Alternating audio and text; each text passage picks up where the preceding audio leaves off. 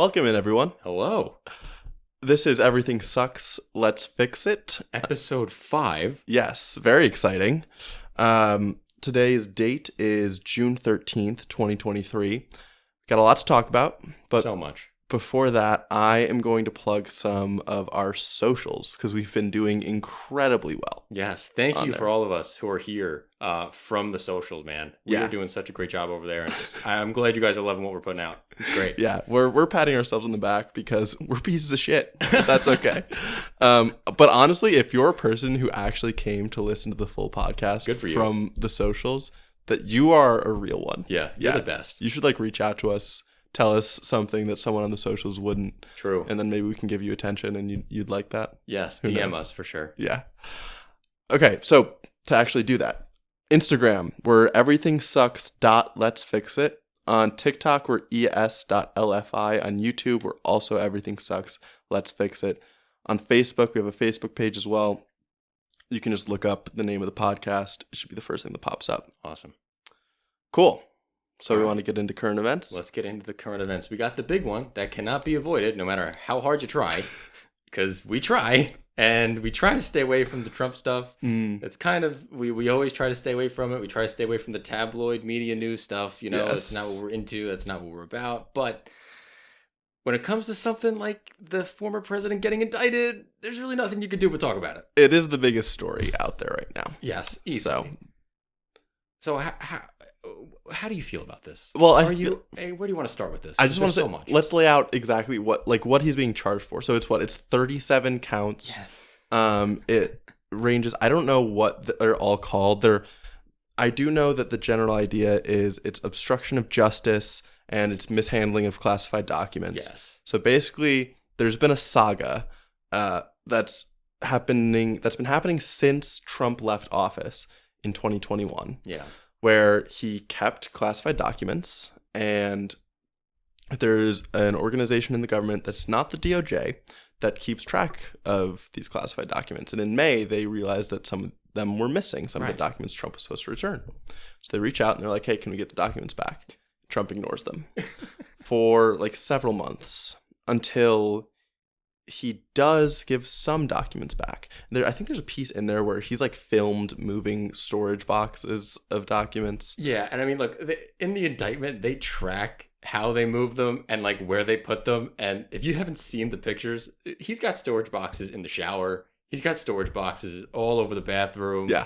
Just what's happening right now? Is that of a movie? I don't understand. It's kind of ridiculous. There's part of this story is eventually Trump pushes it, and he doesn't respond to a subpoena, and so DOJ invades Mar-a-Lago with a search warrant, and there's video evidence of him moving boxes from outer kind of more publicly accessible areas into a storage room so that they wouldn't be found.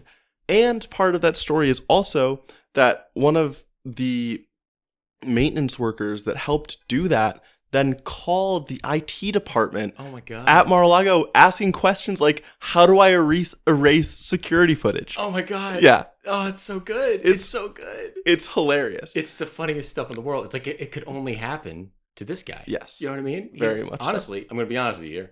He's the only one dumb enough to do it. He's the only one Yeah. who would do something like this. Yeah. And so what's he being charged with? I'm not a lawyer. I don't know everything. I know that there are things under the Espionage Act that are being used to get him. That's it's all under that vein. And a lot of it is the willful mismanagement of classified documents, right? Yeah. And they have an example of one of these situations in the indictment that I want to read out because I think it's the funniest thing in the world because you can't get more nailed to rights, dead to rights than this, okay? So, Trump, this is what he's saying. Well, with this senior military official, let me see that. I'll show you an example. He said that I wanted to attack country A. They didn't write what country it was. Isn't it amazing? I have a big pile of papers. This thing just came up. Look, this was him. They presented me this. This is off the record, but they presented me this. This was him. This was the Defense Department. The writer. Wow. We looked at some. This was him. This wasn't done by me. This was him. All sorts of stuff. Pages long. Look. Wait a minute. Let's see here. Yeah. I just found it. Isn't that amazing? This totally wins my case, you know? Except it's like highly confidential. Yeah, secret. This is secret information. Look at this.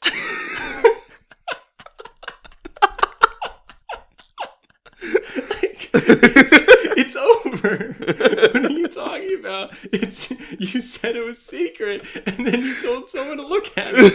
It's over. So it's just so funny. Yeah. Look at this. Well, what will really be remarkable is like if he can get through this, Right? that'd be crazy. And what's also interesting to think about is if he does get charged, like what happens? Like, say he goes to prison. Unprecedented, right? Unprecedented. I'm not convinced he stops his campaign. No. Well, people have ran for president from prison before. Really? Yes, 1912, 1912 or 1916? Might be 1916. Eugene Victor Debs of the Socialist Party of America was protesting against World War I, got thrown in jail, still ran for president despite being in jail. Okay. Yes, so it's precedented to run from president from jail. I would not put it past Trump to do that. I don't know if he's going to go to jail. I think they're going to put him under house arrest, and they're going to tell him, like, you can't leave your place. I don't think they're going to throw him in jail. I don't think they. Okay, well, what I've read is that they're, like, very serious counts. Like, I don't know, maybe because of the special nature, they go easier on the sentencing. But what I read is that if he wasn't Trump, at least, like, these would be charges that send him to jail for life. Oh, yeah. I mean, well, look, if you have 37 counts of this stuff, some of the indictments or some of the charges are 20-year maximums. Yeah. You know? So add 3 of those up. You know what I mean? Exactly. So I can't believe that this happened. There's one more part I want to read here, okay? This is so funny. Okay. This was done by the military and given to me. I don't know. I think we can probably, right? I don't know. This is the staffer. I don't know. We'll have to see. Yeah, we'll have to try. Trump says, declassify it. Figure it out. Yeah. Trump says, see, as president, I could have declassified it. Staffer, yeah. He's like, now I can't, but this is still a secret. So the whole defense of him being like, I'm president, I decide what's classified or not. You just admitted you didn't declassify it, dude. Yeah. You just admitted that. So there's no avenue out of this. Like, he's totally caught. It's just, I think that, honestly, this is only going to help him in the primary, obviously. now to make this political, this only brings him above DeSantis. Yeah. More so than ever. Mm-hmm. This only brings his name up in the Republican primary. I think from a national perspective, I still think he loses out. I don't think anybody looks at him and thinks Joe Biden is corrupt and throwing his political prisoner in jail. I just don't see someone who hasn't drank the Republican Kool-Aid thinking that. Well, what I fear is headline readers. Sure. Right? Because what you can see is just Trump indicted. Right. And so that just comes off as it's another political move by the left to try to smear the right.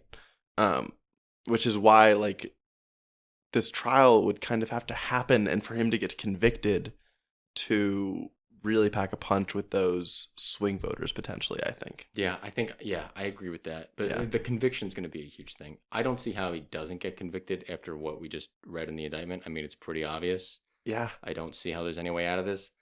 But the Republicans just must be crapping their pants because they do not want to deal with this guy. They don't want to do this. Republican elected officials, not Republican voters. Yeah. They don't want to deal with this guy, man. Yeah, but it's so funny because they're in a position to survive it fine. Oh, like, yeah. They've spent so much energy discrediting the justice system that they can just say that it's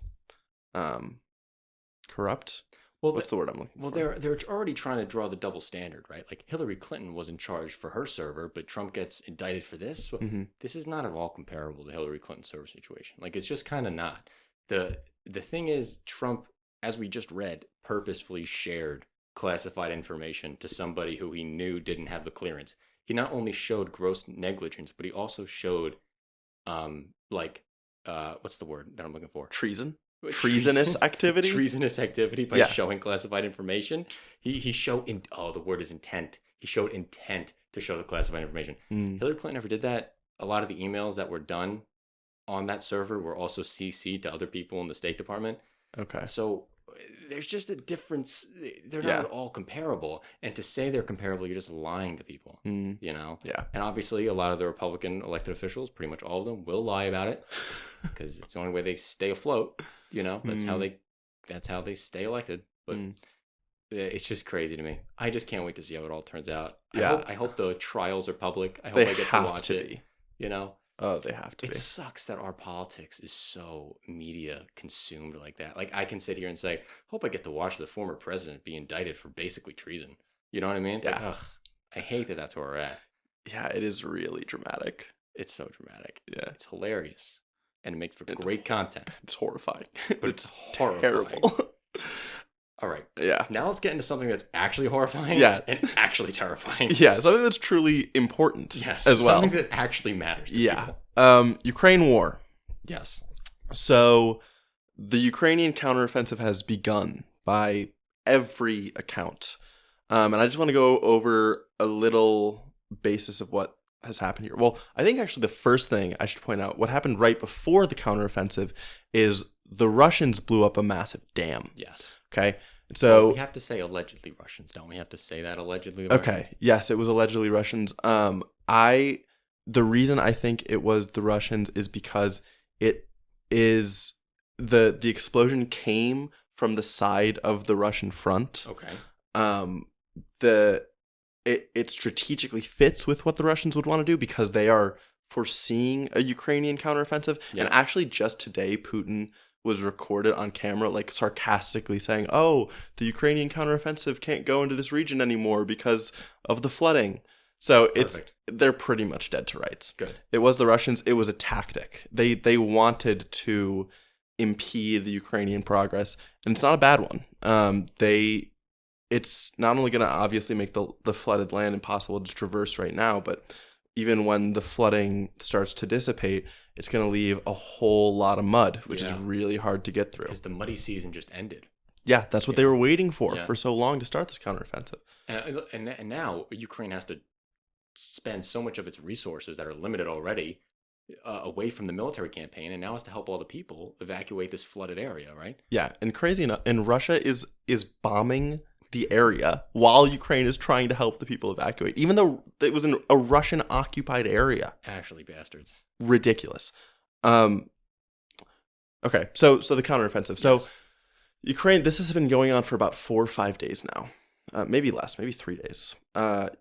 Ukraine's plan, it seems, is to make strikes all across the front. So it's not like a few major strikes. It's something like 20 to 30 spots that they intend to hit, push the Russian line back.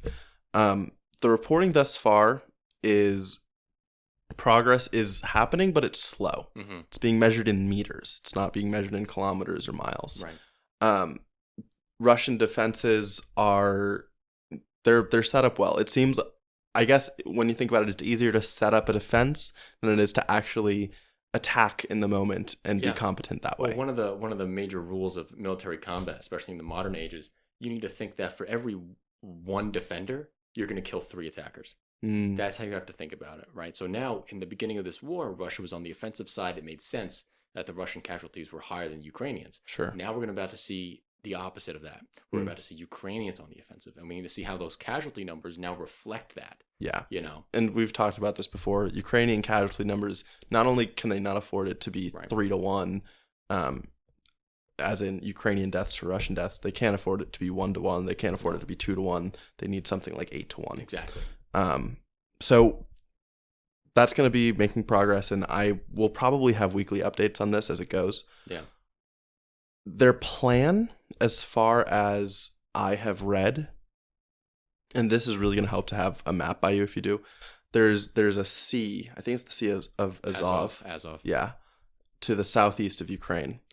They want to cut through the Russian front to the Sea of Azov to split off Russian forces. Yes. And because when they can cordon off a group of Russian forces, they're kind of going to be dead in the water. Exactly. And that'll just remove a huge chunk of the Russian occupation. Yes, and the front line will get a lot smaller. And when the front line gets a lot smaller, it's better for Ukraine because they have better equipment. Yes. They have less men. So as long as they can make the front line shorter, that's better for them.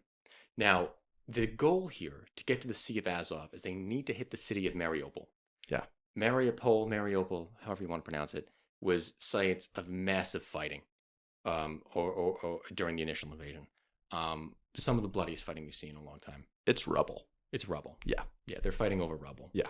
And Ukraine needs to go and take that rubble because a lot of road networks, those that exist, are how the Russians are getting more equipment into Crimea, because the Crimean Bridge is still not totally operational after the attack recently, a few months ago, where Ukrainians, we don't know if it's Ukrainians, somebody blew up the Crimean Bridge or attacked it. So now getting resources to Crimea is very difficult.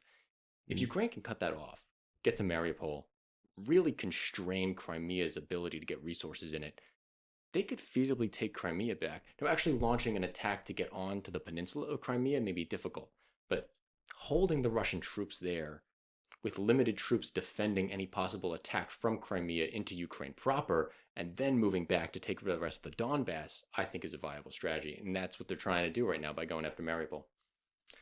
We'll see what happens. We'll see what happens.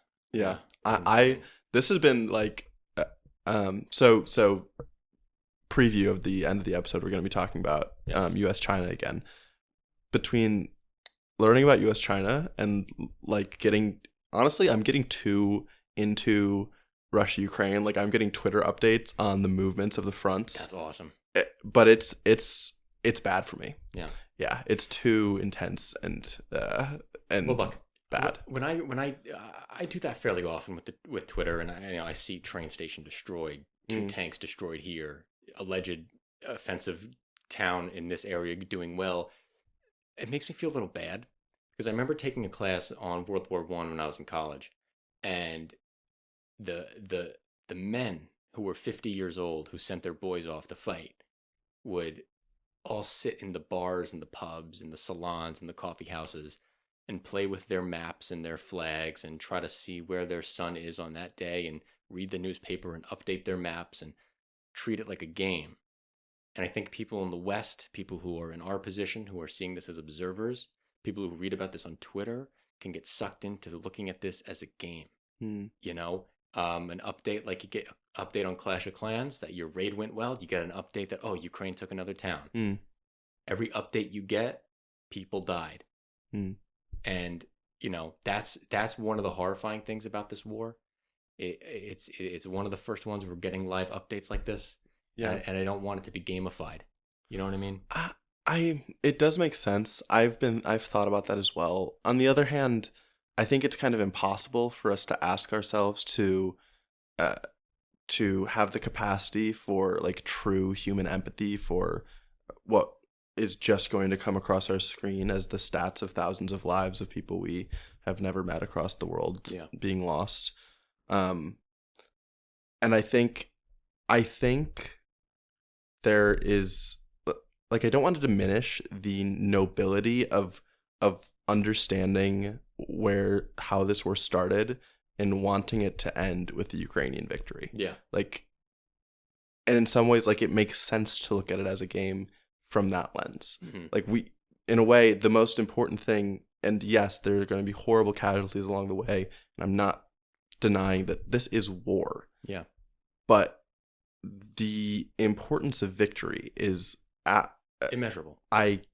Unstatable. Like, I don't have the words to say it. It's the most important political issue of our time, probably. Oh, yeah. Yeah, I mean... Definitely nothing before this point in my life has been close to this important. No. I mean, the only thing I can think of is like the devastation of the Iraq War, how that maybe destroyed what was ever left of American reputation. Sure. But this is the first time well, we'll talk about this again in the end, but the international order since World War II is finally getting threatened. Yeah. And, you know. Well, that's the issue. Like Iraq, and there've been plenty of conflicts in the Middle East that have also been horrible transgressions of human rights, but we are really staring down the barrel of nuclear conflict right now. Yeah. And it's that like as many thousands or tens of thousands or hundreds of thousands of people are dying or have died in Middle Eastern conflicts. It just doesn't compare to what we're actually at risk of right now. Yeah, possible totally nuclear annihilation. And I've seen terrible op-eds that I do not agree with written in the Atlantic. I wish I remember the author so you can go and like leave negative comments on their piece, but I don't. And he was suggesting to give Ukraine tactical nuclear weapons. Not for them to use, but just to say like, oh, Russia, if you use tactical nuclear weapons, Ukraine now has tactical nuclear weapons. Issues with that, besides the obvious ones, is Ukraine isn't going to know how to use these tactical nuclear weapons. You can't just transfer tactical nuclear weapons to a country who's never handled tactical nuclear weapons and expect them to know how to use them. So, just insane. Well, and also, the Ukrainians are going to be too incentivized to use them. Yes. Yes. Like, we're trying to prevent nuclear war. The whole point of having nuclear weapons is to prevent an attack on your territory. It's already happened. Right. Ukraine could very easily say, oh, we had to. We were invaded. Yeah.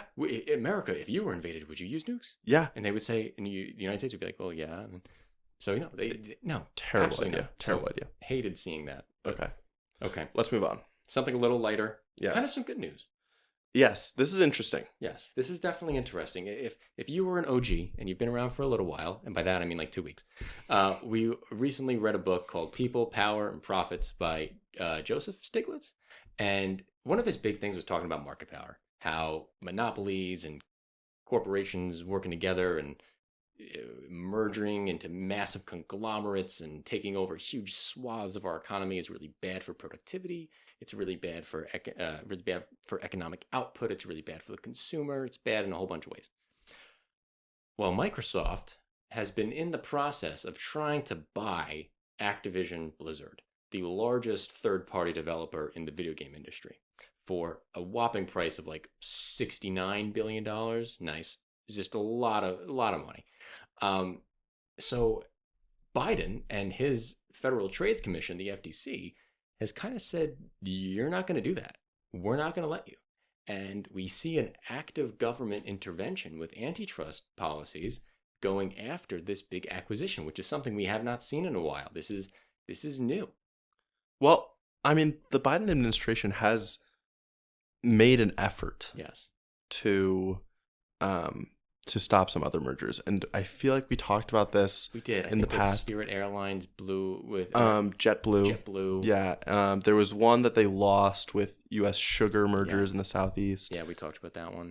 I'm forgetting. There was a successful one that I'm forgetting, but this is one of the biggest, and it's important to me in that it directly focuses on big tech. Yes, and this has been a theme with Biden's Federal Trade Commission and SEC, I think, even that they're really trying. They're not only trying to prevent these big tech mergers, but they're seriously considering things like breaking up Facebook as a monopoly.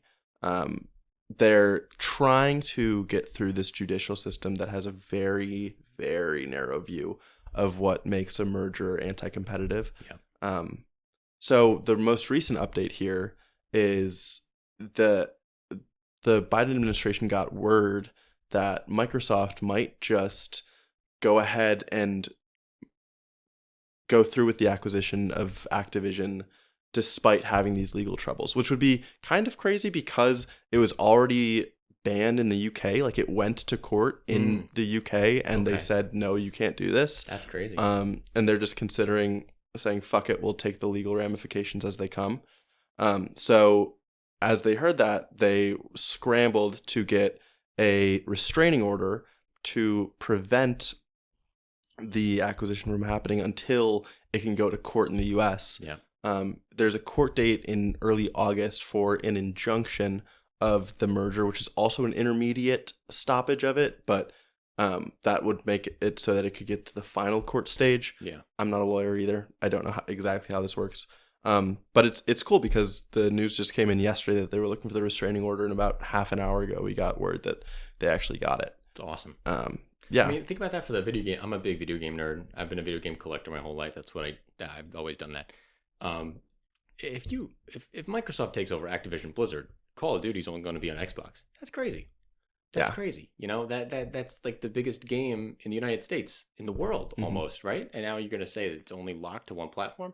That's super anti-competitive. And it's interesting because one thing I do know is that at the beginning this of this whole saga, Yes. Microsoft tried to argue, or they said, no, we promise we'll give the Activision offerings to all of the platforms.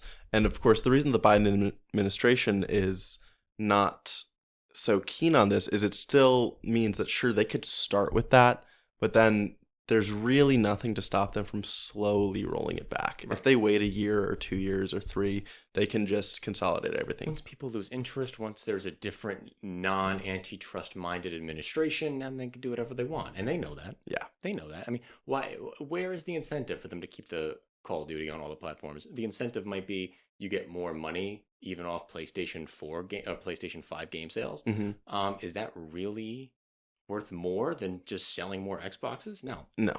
It's not. Especially not when Call of Duty is as Integrated into the culture, honestly. yeah, as valued of a product Yes. as it is. Yeah, exactly. Totally. Exactly. All right. So what's our next current event? Inflation, Oh, CPI. inflation. We got the Consumer Price Index report, which is really, really exciting. Okay, so this is the CPI index is what has been blowing up our news feeds over the last 2 years. We have seen record inflation over the last 2 years, 8%, 9%, way above where it was over the last decade, where it averaged about 1.4, 1.8% was the average. In between there, the Federal Reserve's goal is to have it at 2%.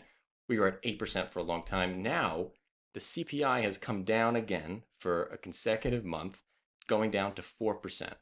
Now, this is really amazing news. Now, before I go into the crosstabs of this about where it went up, where it went down, this is good because the United States is in a good position compared to the rest of the Western world.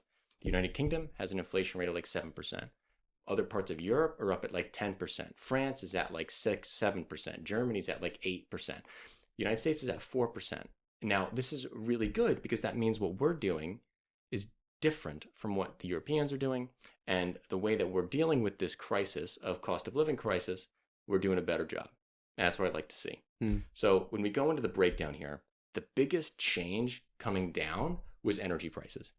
Energy prices dropped by about 12% over the last year. Oh. Yes, energy prices are definitely plummeting, which is good. I guess this makes sense. Well, I'm just thinking Yeah. about the context of a year ago, Ukraine war starting. Exactly. Yeah. Now, but hold on. A lot of the European differences in inflation will be directly the opposite of the energy, right? They're not going to see this massive drop of energy that we as Americans see because we're making energy in our backyard. I see. The Europeans aren't making energy in their backyard unless you're France and you're smart and you use nuclear power since the 70s. Anyway, that's a whole different topic. Food has gone up around 6.7% over the last year. And all major categories minus food and energy, because a lot of people try to remove food and energy when talking about inflation because they're such volatile things. It's 5.3%. But what the biggest, and this is important, the biggest thing that is contributing, one of the biggest things that's contributing to the cost of living increase to the CPI is shelter. Shelter is increasing 8% over year. Rent of primary residence is 8.7% since last year. That's unmeasurably high. That's way too high to be keeping up with. And as we'll talk about, we'll go into the wages and stuff, but did your salary increase 8% over a year? No, it didn't. It makes everything harder, you know? Yeah. It's the opposite of what our housing market needs It's right now. the opposite of what our housing market needs. Exactly. And when you're going through the CPI and you go through the crosstabs, fuel oil is down 37% over the year. I mean, that's incredibly good because energy is baked into all of our products. The cost of energy impacts everything that we buy, you know. But that shelter cost is really damning. That is painful. It's painful. The only thing I would add here is maybe this hints at the Fed pausing a rate hike. That is what their policy could mean. Now, I'm gonna give some more information now. Sure. That might say the opposite. Okay. Maybe the Fed wants to do more. Okay. There's some good news for workers here. The average hourly earnings adjusted for inflation rose 0.3% on the month, meaning that year over year, we are 0.2%, wages are 0.2% above where they were during the inflation surge. So now, after all the inflation is said and done, people make more money after inflation than they did prior to this whole mess. One of the things the Federal Reserve has explicitly said is its goal is to raise unemployment. That is its explicit goal. They want to raise unemployment to like 4%. You can listen to Larry Summers talk, who was an economist, economic advisor under the Bill Clinton administration. He is very keen and up to date with what the Federal Reserve is doing. Jerome Powell, testifying in front of Congress, has stated that he wants to see a 0.5% or 1% increase in the unemployment rate. He has said that. And so that's hundreds of thousands of people talking about being unemployed. That hasn't happened yet. And I don't think that they're going to cut back on these rate hikes until that happens. Really? And they see this as too much worker power.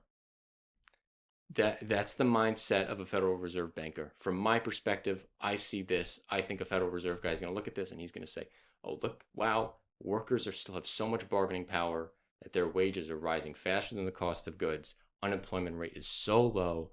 This is what's causing the inflation to up and up and up and up and chase it. You know I don't what I mean? get how this is bad at all. After the wage adjusted being 0.2%, it's hard to sell that it's bad. Yeah, well, I don't see how there can be an argument against, oh, there's too much worker power. There's too low of unemployment. I feel like I saw a TikTok about this like a few days ago that was like, unemployment's too low. Why? Why do more people have to not have jobs? Well, people, again, it seems like it's only benefiting the rent seekers. Oh, it's only benefit the rent seekers. But our economy is built off rent seekers. That's what our economic output is based on. That now I don't know if that's the right calculus, but that's what the people in power's calculus is. That's their calculation is we need a more frictional labor market to better handle efficiencies in the changing economy. We need people ready to go into new sectors of the economy where they might be exploding.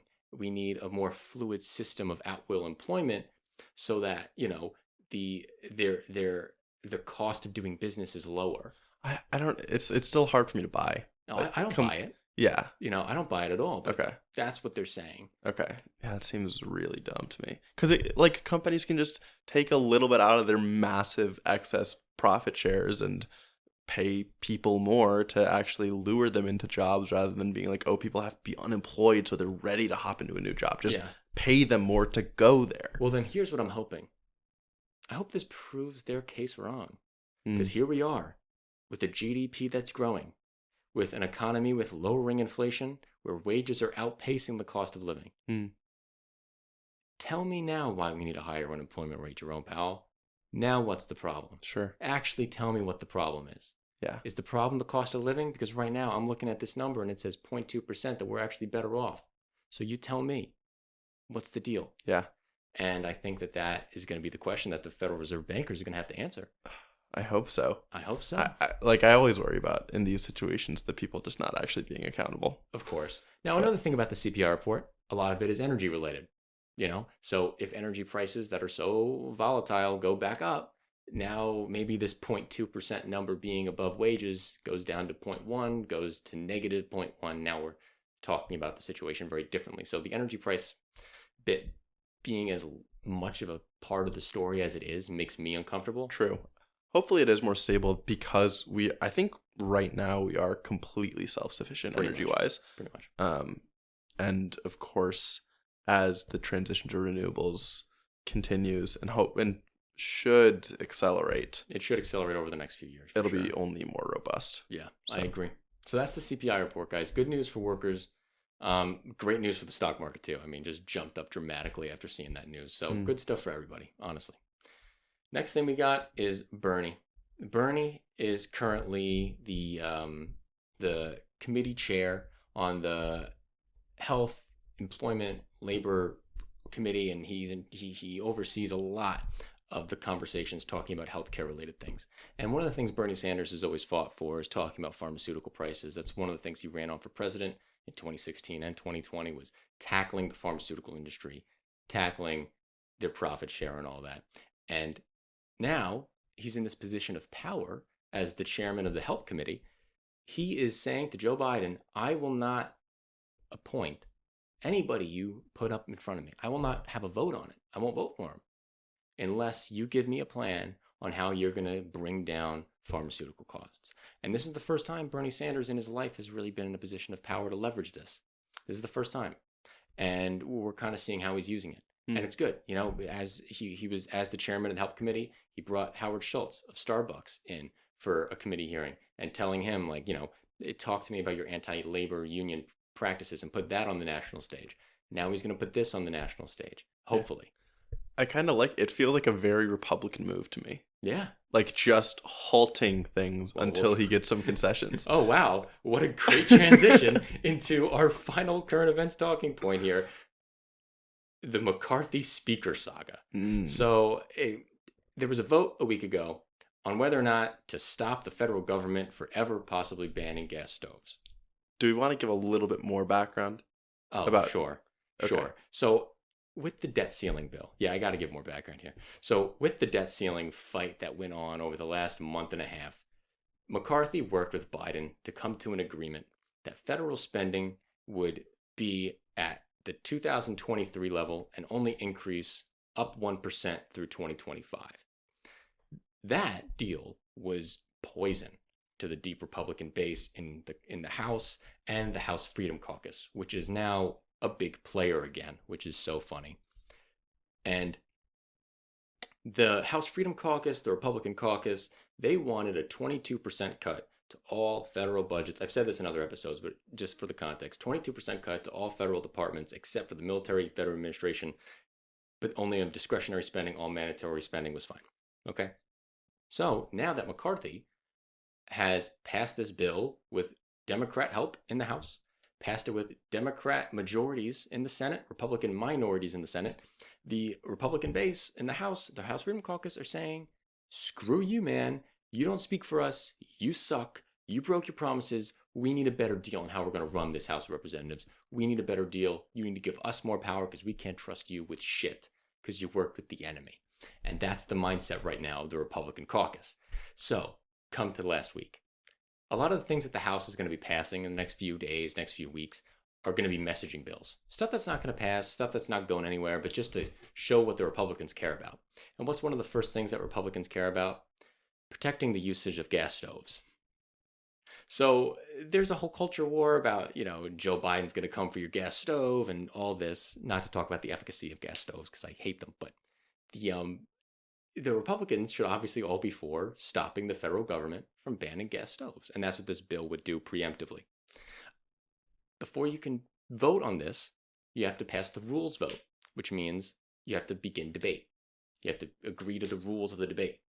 Well, Republicans shot down the rules to their own debate over the gas stove bill with 10 Republican votes, with the House Freedom Caucus, with Chip Roy from Texas and Matt Gaetz from Florida and Andy Briggs from Arizona and Lauren Boebert from Colorado. They shot down it. So they totally stalled the House. Came back the next day, stalled the House. They paralyzed the House of Representatives so it literally couldn't do anything at all. And they're trying to talk to McCarthy. They're trying to figure it all out. And there's just, it's hard because the House Freedom Caucus doesn't have such like written out demands. They just want more influence. They just kind of want more power. Yeah. You know what I mean? Yeah. There isn't like a magic list of things McCarthy could just do. They're just angry and they want to throw a little bit of a tantrum. Exactly. And that's what they're doing. So today they passed the gas stove bill. They finally did it. It's been a week. They did it. But now the next vote is to censure Adam Schiff, who is the lead, who's a congressman from California. He's currently running for Senate in California. If you live in California, I do not recommend you vote for Adam Schiff in the Democratic primary, but that's a whole other conversation. So then Adam Schiff is going to be the Republican Party is trying to censure Adam Schiff.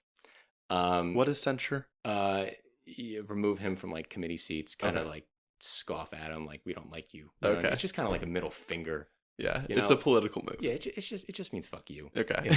In political terms. I see. And now Republicans might not vote for this censure because there's more uproar and there's more conflicts. Oh my God. So it's just so funny that they're getting in their own way. Yeah. And it just speaks to the incompetence of the leadership, as we've talked about. And if Speaker McCarthy can withstand all this, who knows? Well, so given this background, I wonder, would you say that what Bernie's doing is similar? Is it getting in their own way for the Democratic Party? Well, is it getting in their own way? That's a good question. I think in some way it kind of is, but at least there's more policy substance behind it. You know, there's an actual benefit of fighting. That's true. There's a distinct ask. There's a distinct ask. Yes, exactly. And that's, I think, the main difference. And it's a policy ask. Yes. It's not some give me more power. Yeah, give me more power. It's like, I want to see your plan on how you're going to deal with pharmaceuticals. I want to understand this. And then once I do understand it, I'll pass you through. And I think that's a much easier ask to do than a give me more power because I hate you. Sure. Like, why would you want to work with the guy who's going to sit in your face and tell you, I hate you, but give me more power? Yeah. Where Bernie's like, look, Biden, we had our troubles, okay? We had our fight in 2020, but we've worked together on the Inflation Reduction Act. We've worked together on all these other things. I think you're an all right guy. What's your plan to deal with pharmaceutical costs? Yeah. It's a different dynamic. But I think leveraging power is important. And I don't really blame Republicans for leveraging power. I wish members of the Democratic Party would leverage power in similar ways, but for better reasons. Yeah. You know what I mean? Yeah. I wouldn't be against some of this power leveraging around key important issues, but as long as they're around key important issues that doesn't totally cede control to the other party. Yeah. And totally make you look like a fool. I don't think anybody is looking at Bernie and reading that and saying, oh, he's a fool. Yeah. You know? As long as you do have the specific policy ask, you don't look like a fool. Exactly. Yeah. Okay. And that is that. We will see if McCarthy keeps his job. I'm sure he will because there's no one to replace him. But in 2024, I think it's looking worse and worse. And we will get way into 2024 election coverage as the months go on. Very much so. Now, my favorite section. Book club. We got book club, people. We transition. We are reading Supreme Inequality, the Supreme Court's 50-year battle for a more unjust America by Adam Cohen. Chapter 2. Chapter 2. This week. Which is about turning against the poor. That is the title. Turning against the poor. Again, even the title, I think, immediately back to Stiglitz. Yes, immediately back to Stiglitz. Right? Yeah. Immediately. And Stiglitz, again, he wrote People, Power, and Profits. Watch our previous episodes and watch our book analysis of that. It would really help, honestly, understand a lot of this book. Yes. It really does. Totally. It really does. Not that, I mean, we'll give the context that people need. Of course. Okay, I mean, in my notes, I dive right into it. It starts with Dandridge v. Williams. You know what? Before we go into it, the chapter previous to this. Sure.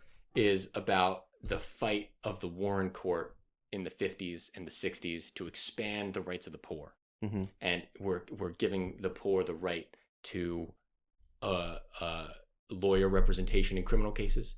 We're giving the poor the right to a hearing when their welfare benefits are taken away. We're giving the poor the right to move across state lines. We're giving the poor the right to have a boyfriend and not lose your benefits, which is a whole thing about man in the house rule. Go watch your previous episode because that's crazy. So now Nixon has taken the presidency. He's appointed more conservative justices than liberal, and the Warren Court age is over. We are now entering the Burger Court, and that is where our story begins in chapter 2. So Burger Court is launched early 1970s, like maybe 1970, 1971. Yeah, 71, you're right. Yeah. So we've got a bunch of, there's kind of a larger political ecosystem change that's happening. Yeah. But I think we should start with the details. I agree. So first thing I have, Dandridge v. Williams. Yes. So there's this woman, Linda Williams. She is seeking more welfare because there was an adjustment to a Maryland welfare law that saw large families have their welfare benefits go down significantly. As in an effort to save money, the state of Maryland decided they were going to pay all families an equal amount of welfare. Yes. So, of course, big families proportionally are getting much less. Right. So they were putting a cap on 5 kids. Once you got above 5 kids, That's it. You get no more. Mm. 5 is the cap. One gets a family of 4 gets more than a family of 1, but a family of 5 gets the same as a family of 9. Exactly. Yes. So, I think Linda Williams had 8 kids. Yeah. Which is why this is significant, or relevant. She was getting paid 58% of the poverty level. Mm-hmm. So they were arguing against this particular adjustment to the welfare system, arguing that it violated the Equal Protection Clause because larger families were discriminated against. Yeah. And that it violated the Social Security Act because it meant that certain children in larger families weren't getting benefits at all, that families were choosing to divide up the benefits and just give them to the older children because those older children could do more in supporting the family. Yeah. The court had this opportunity to make a statement about the amounts of welfare given. Yes. And the rights that people would have to a certain amount of welfare. Poverty lawyers were coming into this case and they were thinking, oh, wow, we could finally get an opinion about the right to subsistence. Yes. Didn't happen. The court rules against Williams 5-3.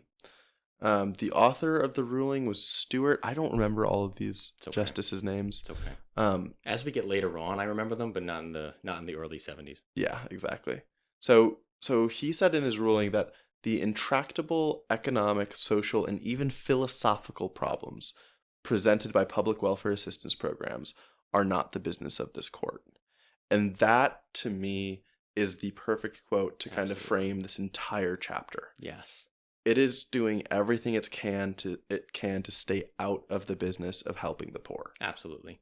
That is their goal. That is their stated goal. Yeah. They don't want to be in the business. And what do they say? Why do they say that? They say they don't want to deal with the personal finances of a state, that balancing budgets and welfare programs is difficult, and that is the state's jurisdiction, and we don't want to get in the way of that. Yeah. Well, that is a complete divergence from how the Warren Court was picturing all of this. Mm-hmm. And, I must say, at a philosophical level, and I wrote this later, and it'll come up again. I wonder, like, I can see some of the difficulty. Yeah. And I think one of the examples that Cohen brings up with a later case is like, okay, if you're trying to think of the poor as a disadvantaged class, the same way as a race might be or a gender might be, you're starting to kind of attack the very foundations of our capitalism. Exactly. Right? And it's like, okay, if you're going to give people certain very specific rights to welfare and say those are constitutionally upheld, or on the other hand, that not giving people services because they're poor and can't pay for it is unconstitutional, then does it mean that cities can't charge for buses? Right. For trains? Where can you draw this line where all government programs need to be entirely free, right? And completely non-discriminatory? And I see this argument that, like, it does seem like there does have to be a line somewhere. So where do you choose to draw it? And the court will go into this in later cases, but they start trying to materially measure how much the loss of benefits actually matters anyway. They start suggesting, like, okay, so this is how much money you lose for this. Does it actually impact this person's life that much? Or is this only the cost of 2 cigarette packs? And that is another case that we have to get into. I don't remember which one it was, and I've lost my notes for it. Yes. I think I have this. It was a... Yes, I know that they said something about cigarettes, and it was I wrote it down, but I lost my notes. It was someone who... Was he trying to file for bankruptcy? Yes. Thank you. Yes. Thank you. No, I have this. I think it was... What was the court name? I'll give the background. So this guy... Yeah, Robert Cross. There it is. United States v. Cross. Perfect. Yeah. Okay. Yes. So this guy, he was trying to declare bankruptcy. He was a single father. He was disabled. He was in danger of losing everything. So he wanted to declare bankruptcy and start over, which is, you're right. You're allowed to declare bankruptcy. That's a law. You can do that. Passed in the 1910s or 20s or something like that, you could do that. But you have to pay a fee to the court to file for bankruptcy. Yeah.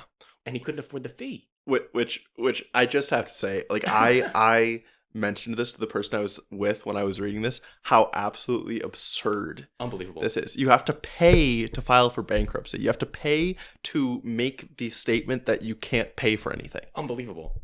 Unfathomable. So this goes to the court. Do you have the decision numbers on what happened? 5-4. It was 5-4. Unbelievable that this was ruled against Kress for this. And then what was their reaction? What was their defense for this justification? Why did they side with this way? Well, part of the context here was that there was a similar ruling that had happened before that ruled against needing to pay a fee for divorce. Right. And they said that bankruptcy is not a fundamental interest in the same way that divorce is. Which makes no sense. I can't think of a more fundamental interest than trying to restart your family's life after incurring so much debt, right? Yeah. I completely agree. Yeah. And it's funny because even one of the more conservative justices I quoted said that, quote, that the court today holds that Congress may say that some of the poor are too poor to go bankrupt. Yes, and that was Justice either Douglas or Brennan. I'm pretty sure it was Justice Brennan. I don't think so. Oh, I think it was Brennan? No, I think it was one of the more Conservative? Yeah, I think it was I don't know. Darn. It doesn't matter, but the point is that this happened and it's unbelievable. And I wish I had the quote about the cigarettes, because oh my god, they basically said along the lines, I'll paraphrase, like, what is this fee? The fee is just the cost of 2 packs of 2 cigarettes. Anyone can afford to pay the fee. Yeah. How brain rotted and disconnected do you have to be to say that to somebody who's trying to go bankrupt? Yeah. Who's having issue affording food, who's disabled. And you talk about the cost of cigarettes? Cigarettes are a luxury item. So maybe he doesn't even know the cost of cigarettes. Yeah. So please, and then the disconnect of the court is something that is very prominent throughout this chapter. Many of the people who get appointed to the court do not have the experiences of poverty. During the Warren Court, the majority of the justices, even Warren himself, the Chief Justice of the United States, born as the son of a manual laborer, Warren worked on the railroad himself, and then he became Chief Justice. The justices who are getting appointed after this are not that. These are guys of privilege. These are guys of money. As we'll get into it, these are guys of southern plantations. Yeah. These are not people who have experiences being poor. Yeah. And it shows in their rulings. Well, I like to transition here to, like, early on in the chapter, it talks about Nixon's early desire to put a white Southerner on the court. Yes, let's get to that. Yeah, he is, like, itching to just put the most conservative, most like someone who is anti-Brown v. Board, who essentially is racist. He's looking for a racist. That's his plan. Someone who's anti-civil rights is the, I guess, nice way to put it. Yeah. And he tries with a few and can't do it for a second. But he ends up, and so he's defeated with two nominations in the Senate because their records, too much. Yeah, they were just too much. I mean, they were so anti-civil rights. One of them actually said back in the day that he signed on to overturning Brown versus Board of Education. I think you're mixing someone up. Oh, because I think that's Rehnquist. I don't think that's Rehnquist. No, that's not Rehnquist. Really? Positive. Okay. Positive. It's not Rehnquist. Rehnquist has other issues. When he was pushing for less minority access to the polls in the 60s in Arizona, but he was not against Brown v. Board. That's someone else. Really? Because yes. I thought it said that when he was clerking, there was this review that he wrote, and he had to argue that it was on the behalf of the judge he was clerking for. Yes, but that's not him signing on to a document that explicitly stated if he gets into a position of power, he will overturn Brown v. Board. Okay. One of the earlier Nixon nominees signed a document saying, I will overturn Brown v. Board if I get into a position of power. I see. Now, he argued when he was at the hearing, he was like, I needed to do that to win my re-election. Yeah. Gross. Yeah. Okay. But That's how he was trying to get away with that. Mm-hmm. Yeah. So these are the type of people Nixon's looking for. Yeah. You know? Yeah. But he settles with Berger. Or no, with Blackmun. With Blackmun. Harry Blackmun, who is a friend of Chief Justice Berger. And he comes off as conservative but not crazy, I would say. Not segregationist. Yeah. And the Senate, at least the book describes that the Senate was kind of over going through these long, hard confirmation hearings. So they just wanted to get one through. I think he might have been confirmed unanimously, even. Yeah, I think he was basically confirmed unanimously. Or like one vote against, maybe. Yes. Yeah. Yes. Okay. 89-1. Okay. There we go. 89-1. Oh wait, no, that was the confirmation of Powell. Okay. The point is here, we're having a conservative flood into the court. Yeah. We have Berger, we have Blackmun, then we get Rehnquist. And he is a little bit more of a firebrand. He's more conservative than the rest. He's probably the most conservative justice on the court at this point, and he gets in. And when Powell and Rehnquist get in, we are now looking at a very conservative court, a very different court from the Warren Court, and it's only 1972. Mm-hmm. We were deciding cases about the Crass in 71 with some liberals left over at 5-4. Well, now we're at a position where the liberals are at 6-3, 8-2 on a bad day, and it's 1972 now, and now they're going to start taking up some other cases on poverty, and the first one that they go into is about housing. Yes. Oh, this is one of the most just devastating, important rulings that has ever been come to, and for California, but also for the country as a whole, because of the precedent that is set. So exactly. The case is James v. Valtierra.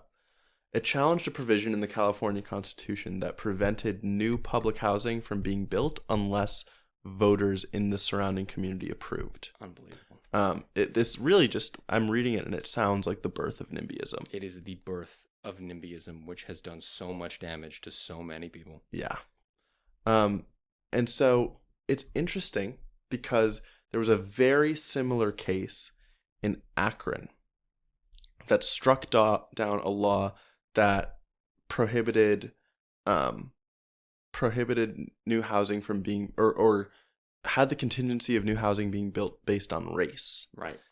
Enabled housing to not be built for certain people based on race.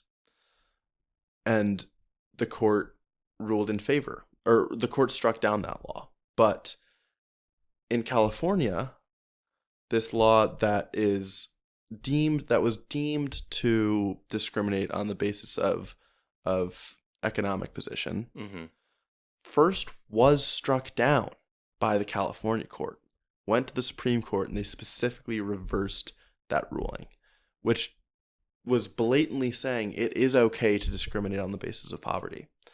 And again, this is where it gets iffy, because this, you hear it's okay to discriminate on the basis of poverty, and you can just think, well, yeah, isn't that what pricing is? Isn't that what pricing is? But this is building it into the political system. Yes. Into the policy. It's not about the pricing. Right. And that's where it's kind of just deflating almost. Disenfranchising. Well, it gives people who are already established, who are already homeowners, so much power. Yeah. And it stacks the deck so heavily against people trying to live a better life, trying to get into a better neighborhood, trying to afford housing. It makes it so much more difficult. And, this is something that, as someone who deals with local politics regularly, it all comes back to moments like this that give the people who are established, who have the money, who own the homes, so much power over the makeup of the community. Yeah. That has just damaged our ability to house the poor. Yeah. And that's not the only issue that they go into housing. There's another housing decision that comes in February 1972. Mm-hmm. We have Lindsay versus Normit. Thank you. I believe. Thank you. I specifically quoted how they described this house. Yes. So the context here is there's a family whose landlord is refusing to make repairs to their home. And they're like, okay, we are owed maintenance of the home. That's why we pay rent. Exactly. And so if the landlord's gonna not come and fix our stuff, then we're gonna withhold rent to pressure the landlord. For context, it said the home had broken windows, missing back steps, porch supports that were tearing loose, exposed wires in a child's bedroom. Doesn't sound safe. No, and they also say specifically that the landlord comes by and literally puts one piece of plywood over a window that's broken. That's all I'll do. That's it. Yeah, it seems like at that point the only reason you got in your car and came over was just to do this as a fuck you. Yeah, just to make me feel bad. It's terrible. And so Lindsay is challenging this law, stating that they have to pay rent and they could not withhold it with protest. And she's challenging it under the 14th Amendment. Now, what I want to emphasize here is you're going to see a lot of these challenges are through the 14th Amendment, through the Equal Protection Clause. That's where a lot of these things are coming from. So now she's talking about the 14th Amendment and specifically in that the right to due process, because it prevented them from raising every possible defense to a lawsuit brought against them. And that's where we're at. And then it goes to, it fails to persuade a district court in Oregon. And then it goes to the Supreme Court. And poor Lindsay has to live with exposed wires because the court goes 5-2 in favor of the landlord. Yeah. Said no due process right to defend against an eviction this way. Yes. This is also kind of a pattern here. It's parts kind of legal proceedings that aren't specifically criminal. It's like where the court has given rights to people facing criminal charges, they decide they don't need to give those same rights to people who are maybe facing civil charges or are facing other discrimination in other parts of life. And we'll talk about that as a reversal of the Gideon precedent. Now, Gideon precedent is you have the right to a lawyer. Yeah. Right? You have the right to a lawyer. Yes. For the poor. We'll get into that. That's near the end of this saga here. But, then it's... We can get into that now. We can just jump to that. It's a good transition. Let's just jump to that. Yeah, that's a good transition. I don't know if I have the notes on the specifics here, but the basics are there was a person who fathered a child when he was a teenager. Yes. And so he had to pay child support, and he had drug problems, a disability. And so he had already gone to jail once for failing to pay child support. He had gotten out, and the court was once again kind of breathing down on him, or he was failing to pay child support again. And he went to court for a civil case. And he pled his case for himself. And he said, I've really been trying to get a job. I promise there's just no work for carpenters right now. He was going to be charged anyway, but he appealed the ruling on the basis that he should be given a lawyer to defend him in that initial civil case. Yeah. Which the precedent says he should win. The precedent says that he should absolutely be allowed a lawyer because this exact same case had already come up, and the court had already decided that anyone in a trial has the right to an attorney even if they can't pay for one. If there is punishment of imprisonment and it's criminal. That's where Gideon is. Exactly. Now, the difference here is imprisonment is the same, but replace criminal for civil. But you're still going to be threatened with imprisonment. Yeah. And so this guy who's gone to this court, and he says, look, I've looked for a job. This case was in 2011. We're not far removed from this, people. This is 2011 Turner v. Rogers. This is 2011. And we're in the Great Recession. We're at an unemployment rate of 13% in the state of South Carolina. Great Recession raging. Guy can't find a job. He's disabled. The court doesn't even ask him about his employment status. The court doesn't ask him about his finances. They don't try to learn that information about him. And they're going to throw him in jail anyway. And the ACLU comes out swinging for him.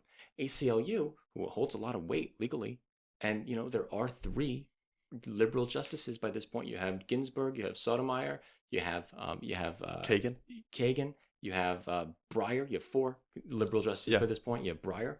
So there should be some fight here, guys. Well, there isn't.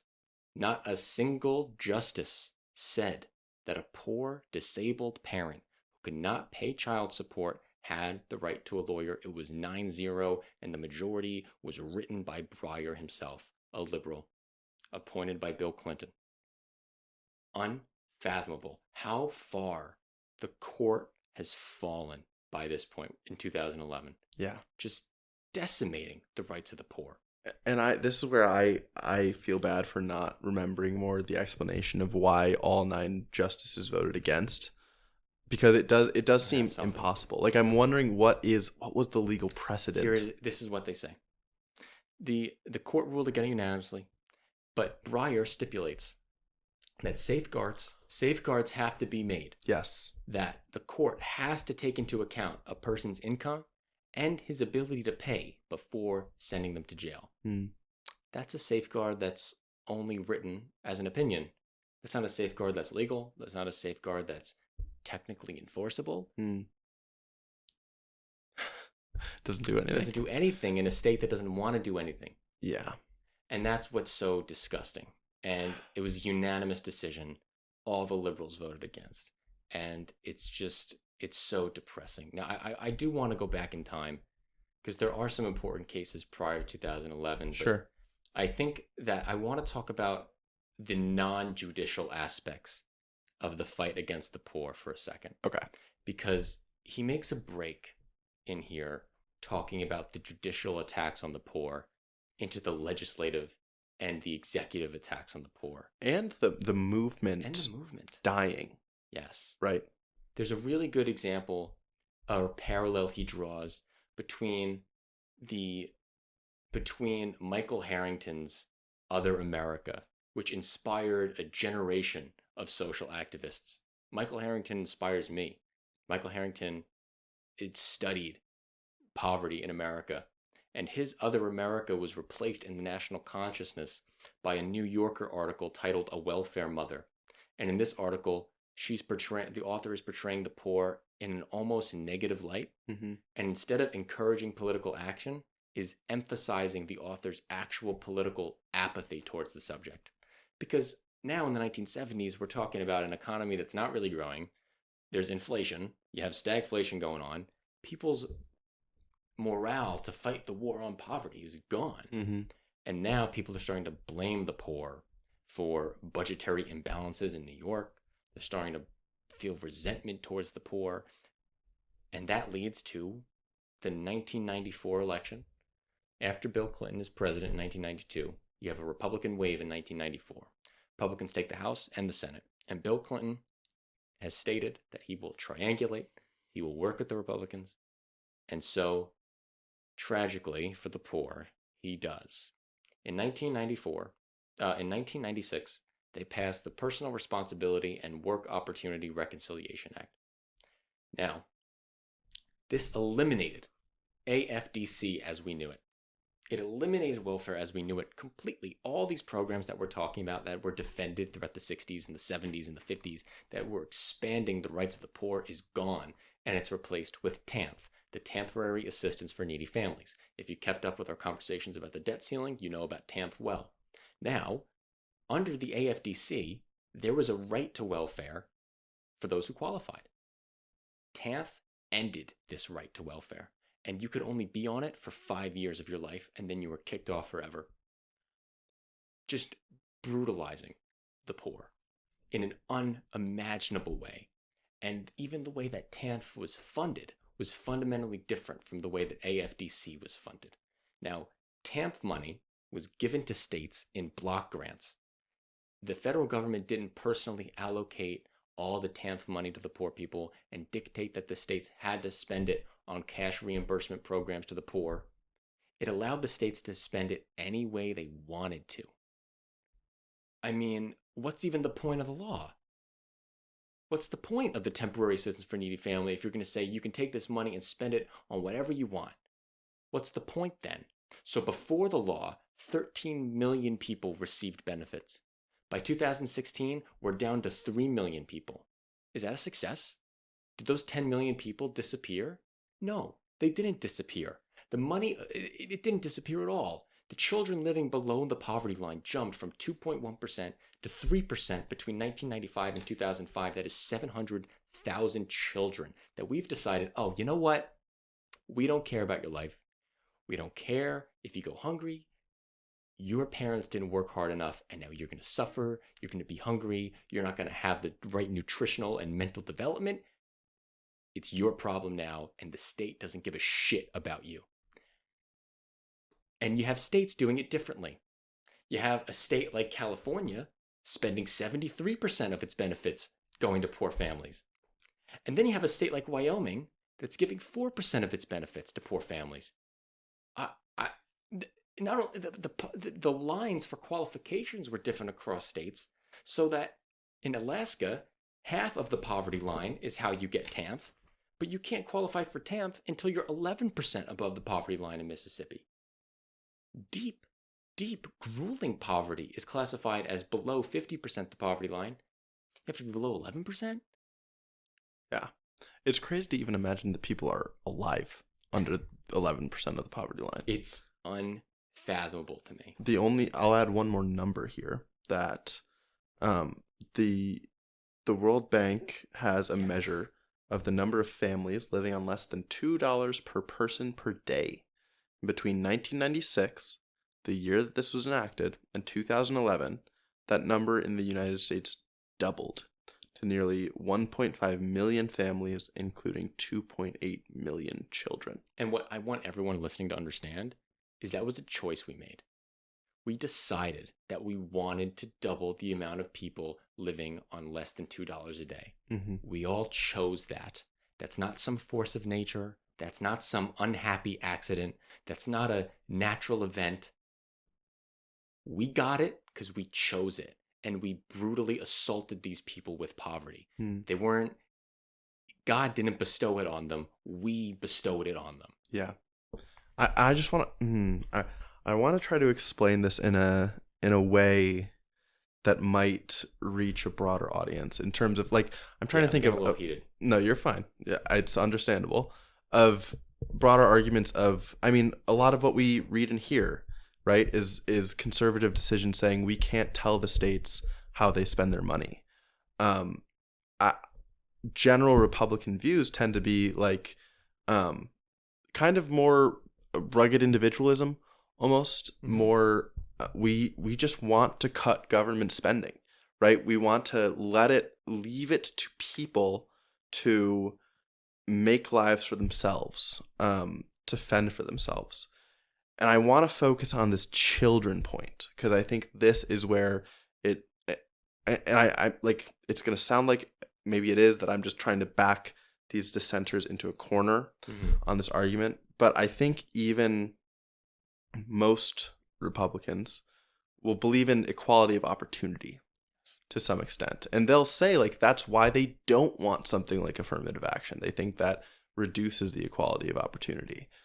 With these children who are living beneath the poverty line, can you really still tell yourself, can you really still feel like it is true that they are getting equality of opportunity?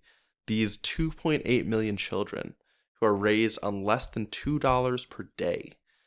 Is there any way that you can make that argument? And you might think, well, okay, they just have to survive until they age enough so that they can create opportunities for themselves. People can't even really begin to make opportunities for themselves until they are, say, 18, say, get through an entire high school education. The amount of suffering that you just have to expect someone to go through and not turn to drugs, not turn to violent methods of trying to support themselves and their families. Yeah. I just want people to hopefully ruminate on how unreasonable that is, and even if you can't, even if you don't think that's unreasonable, at least admit that it's not a situation you have ever been in. Right. And so you can't really possibly have an understanding of how difficult it would actually be. And that's why lived experience in a lot of ways is very important in these positions of power. It really matters. Now, with the court changing ever more, you have Chief Justice Roberts coming in. You have Antonin Scalia being appointed. You have Samuel Alito, Justice Alito, Samuel Alito. These guys come in and they are not of the working class like Warren. They're not of the working class. They are of the same era of thought or the same area of privilege as, any of the other justices that have been appointed recently. But Obama comes in, Clinton appoints, Who are you going to say? Ginsburg. Okay. I want to make the point of Clarence Thomas. Sure. Because his story is very different. That's true. He did come out of intense poverty. He did. And so it is really interesting to see that it can still go the other way. Because Yes. I wanted to read a little bit about him because the book said something, but I went off on my own.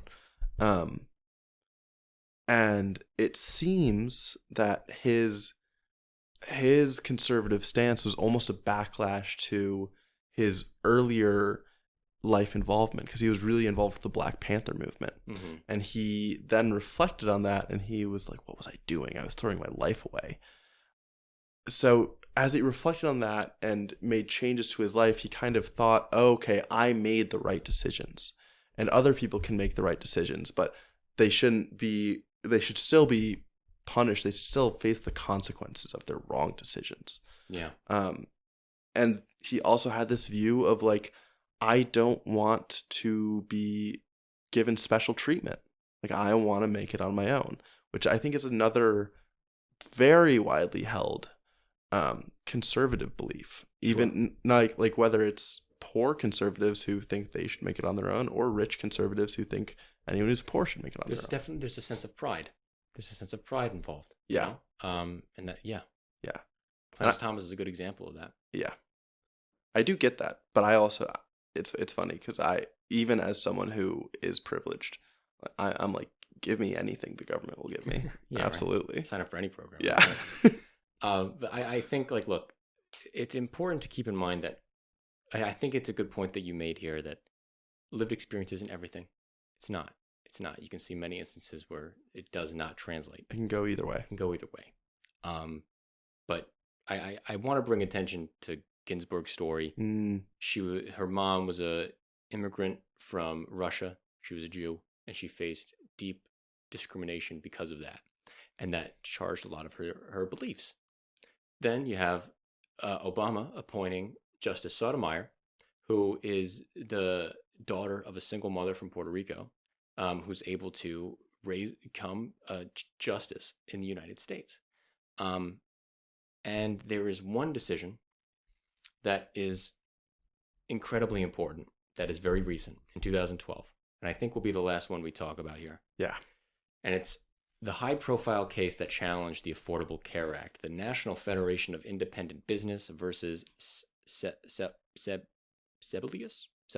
Yeah, that sounds right. Sebelius? Whatever. It initially looked great. The court upheld the individual mandate. Now, what that means is that you had to buy health insurance. That's like the main part about Obamacare. Can't believe they upheld that. John Roberts joined with the liberals and upheld that. But they struck down an incredibly important part of the Affordable Care Act that had irreparable damage. I'd argue more important. I'd argue more important too. Yeah. The court struck down the Medicaid expansion, which added the categories of people that states had to cover through Medicaid. The Affordable Care Act was saying all adults who had an income up to 133% of the poverty line had to be given the option to get Medicaid. If a state did not abide by this, then the state would lose all of its federal Medicaid funding. Honestly, frankly, bankrupting the state a little bit. I think, from my perspective, that's how I think would probably happen. I mean, if you try to put all the Medicaid funding on the state, that's a pretty hard cost. But the court struck this aspect of the Affordable Care Act down 7-2, 2 liberals joined. The reason the liberals joined was because there was some interplay conversations going on between John Roberts and Breyer and one of the other liberals, and they were like, okay, well, if you vote for the Medicaid expansion, then John Roberts will vote to uphold the individual mandate. That's like their bargain. Mm-hmm. But yeah, what do you have to say about that? What do you think? Well, first of all, on that part, I don't really. I'll say I don't blame the liberal justices, and the book makes the point that even if they didn't vote on the approving side, Yeah, it would have gone through 5-4. mm-hmm. What I have to say, well, I want to point out the numbers. First of all, I want to ask about if you think it would bankrupt the state to not have federal funding for Medicaid. Yeah. That's kind of the argument that the justices make, Mm-hmm. right? And the book is complaining, and I will say, my like liberal bias alarm was starting to go off at the end of this chapter. I agree. Because that's because they're trying to argue that no, that it's an overstatement to say that.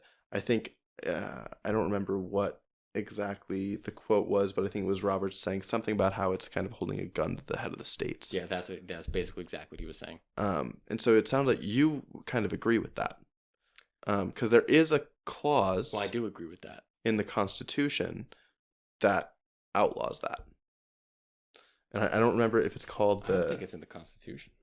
I think he was citing some law from 1987. Oh, really? I thought it was a constitutional. Yeah, it says the Constitution spending clause, an obscure constitutional provision that had never been used in this way. Page 82 is where I'm getting this. Okay. Bottom of page 82. Okay. Okay, but okay, sure. But then Roberts cited a 1987 case in which South Dakota had tried to use the spending clause to challenge the National Minimum Drinking Age Act, which docked states 5% of their federal highway funds if they did not raise their drinking age to 21. This case, however, was weak support for Roberts' position. What Congress did with the National Minimum Wage Drinking Act was far more coercive towards the states than the Medicaid expansion. Congress was using highway funds to meddle in drinking ages, which had long been set by states, while Medicaid expansion was merely changing the qualifications for a program whose eligibility rules had always been set by Congress. This is where my BS alarm is going off. Yeah. Because I don't think he addressed the argument, actually. Exactly. I think he specifically dodges it. Like, if the problem isn't whether whether the clause is being used for spending in the same lane, it's just a matter of whether the spending that's being required of the state is coercive, Mm-hmm. right? And he's not really making an argument that it's not. And sure, what he's saying is technically true. It is merely changing the qualifications for a program whose eligibility rules had already been set by That Congress. doesn't touch the bankruptcy question of the states. It doesn't touch the financial impact of the states at all. Exactly. So that's where I, like, as much as I would like there to be, like, I like this policy. I want Medicaid expansion. I think there are numbers on this that estimate that 15,000 lives could have been saved with the expanded Medicaid and that coverage. State Medicaid spending would increase only 0.8% on average if they went through with this. Exactly. But I'm not sure the actual reason was there. Unfortunately, maybe there was a better way to write the law to actually get it to get it through and to avoid this clause. I don't know. That's kind of where I'm at. No, I think that there was some pretty hard liberal bias in that last page there, because he doesn't talk about that argument. And it's upsetting to me because I know that the Ginsburg opinion and the Sotomayor opinion touch on it, but they don't disprove it. Mm. They don't totally delinquish that. Yeah. They just say that their budgets aren't going to be impacted negatively if they do it, and they're not going to be negatively impacted. There's no negative to doing this. And they say something about how it's normal, how these these requirements change consistently, how in the Medicaid bill or law that Congress passed, there's an expectation for it to evolve. I didn't know that. I read a lot about politics. I didn't know that there was an expectation at the time of Medicaid's passing that it was supposed to evolve and expand. I didn't know that. like was the plan to roll out a national health insurance program in the 60s through slowly and gradually expanding Medicaid? Was that the goal of that legislation? I don't know. If it was, damn, I wish we got that. If it's not, why did he write that? Yeah. Yeah, and I wonder is that something that was in the language of the bill? It's not. Was it? Okay. It's not in the language of the bill to say that it's going to gradually go up. Okay. It's not like they couldn't have put something soft like we hope that this coverage will expand.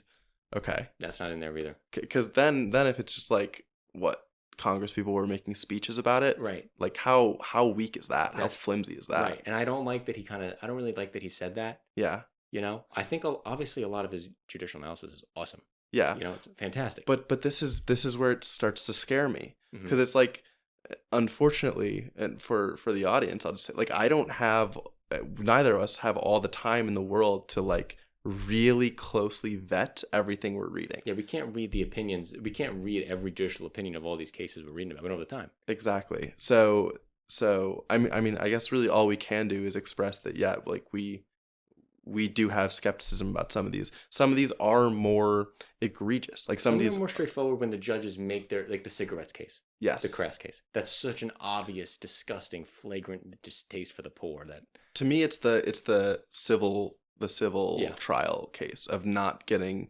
representation in that, but getting representation for criminal case. Like like you have more rights because you committed a worse crime. Yeah. Unbelievable. Yeah. So yes. You know, and I just yeah. But we're doing our best. We're doing our best. Fuck it. And we're not getting paid for this, people. Not yet. No.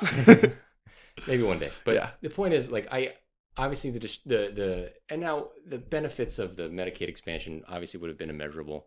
A lot of states have gone through and expanded Medicaid, but there's still a holdout of around 14 Republican states. Mississippi is one. If you live in Mississippi, there's an election coming up in November for your governor. Tate Reeves will not expand Medicaid. Brandon Presley will. If you want to expand Medicaid, do what you will with that information. All right. You're a great civil servant. You're a great advocate. You ready to move on? I think I am ready to move on. Again, I just want to emphasize importance of the Supreme Court. The more we go through this book, the more we're going to get into how important the Supreme Court is. Yeah, I will say, like, I thought that many times of the realizations of, like, they are deciding the laws. So much of it, man. Yeah. So much of it. It's crazy to me that Congress was able to pass a law talking about the expansion of Medicaid and the court was able to shoot it down, whatever the justification. I mean, I don't know. I look, from my perspective, it doesn't matter.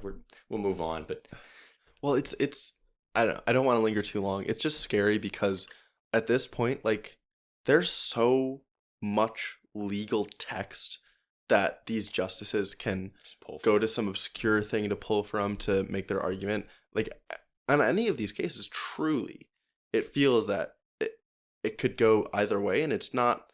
It really is just based on a personal preference, right? And that's what's scary. Is that then it's we're being ruled by 9 people. Well, then here we go. This is the final conclusion of the book, and we're going to say it every time at the end of every book section. These people are ideologues. Don't believe them that they're not. Yes. They're all biased. Yes. You're electing another legislature every time you appoint a Supreme Court. You appoint a Supreme Court justice. Yeah. So that is chapter 2. Next week, we will be reading chapter 3. And that one, we're going to move away from talking about the poor specifically. And we're going to move on to chapter 3, which is discussing education. Interesting. All right. Exciting. Let's talk about the big meat. Man. Here we go, guys. I feel like I'm like brimming. I'm overflowing. I'm just with excited. information. You know more than me about this. 100%. A little bit, maybe. Okay. So last week we did a deep dive into an overview of U.S.-China relations. Which got very popular on Instagram, which got some really weird interactions. Yes. Yeah, but check it out. Go to our YouTube to check out the full discussion. It's about half an hour. I thought it was really interesting. We talk about the rise of China under the leadership of Deng Xiaoping and how the U.S. kind of welcomed them into the world order and how that's definitely backfiring against them right now. Yeah. The one thing I will take from that is we talked about how the Chinese strategy during this time was to lay low, Right. to not project power, Bide your time. to use the offerings that the West was giving to build themselves up. Mm-hmm. Their strategy in the South China Sea. So what we're talking about today is China's behavior in the South China Sea. Yes. This is going to be a military conversation, a bit of an economic conversation, but mostly military. And that's going to be kind of the focus of this, about geopolitical positioning and chess piece movement. Yes.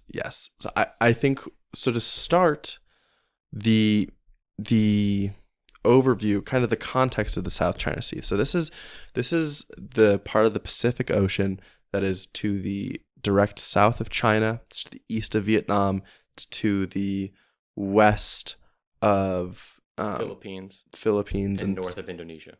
Yeah, north of Indonesia. South Korea is also a player in it. It's on the northeast side. The South China, it's huge. It is a huge trade hub. Yeah. So more than $5.3 trillion of goods move through the South China Sea every year. Over 1 trillion either to or from the United States, another 1 trillion to or from Europe. All of China, Japan, South Korea, and Taiwan are highly dependent on the South China Sea to facilitate their trade, specifically the Strait of Malacca, Yes. which goes between Vietnam and Taiwan, I think.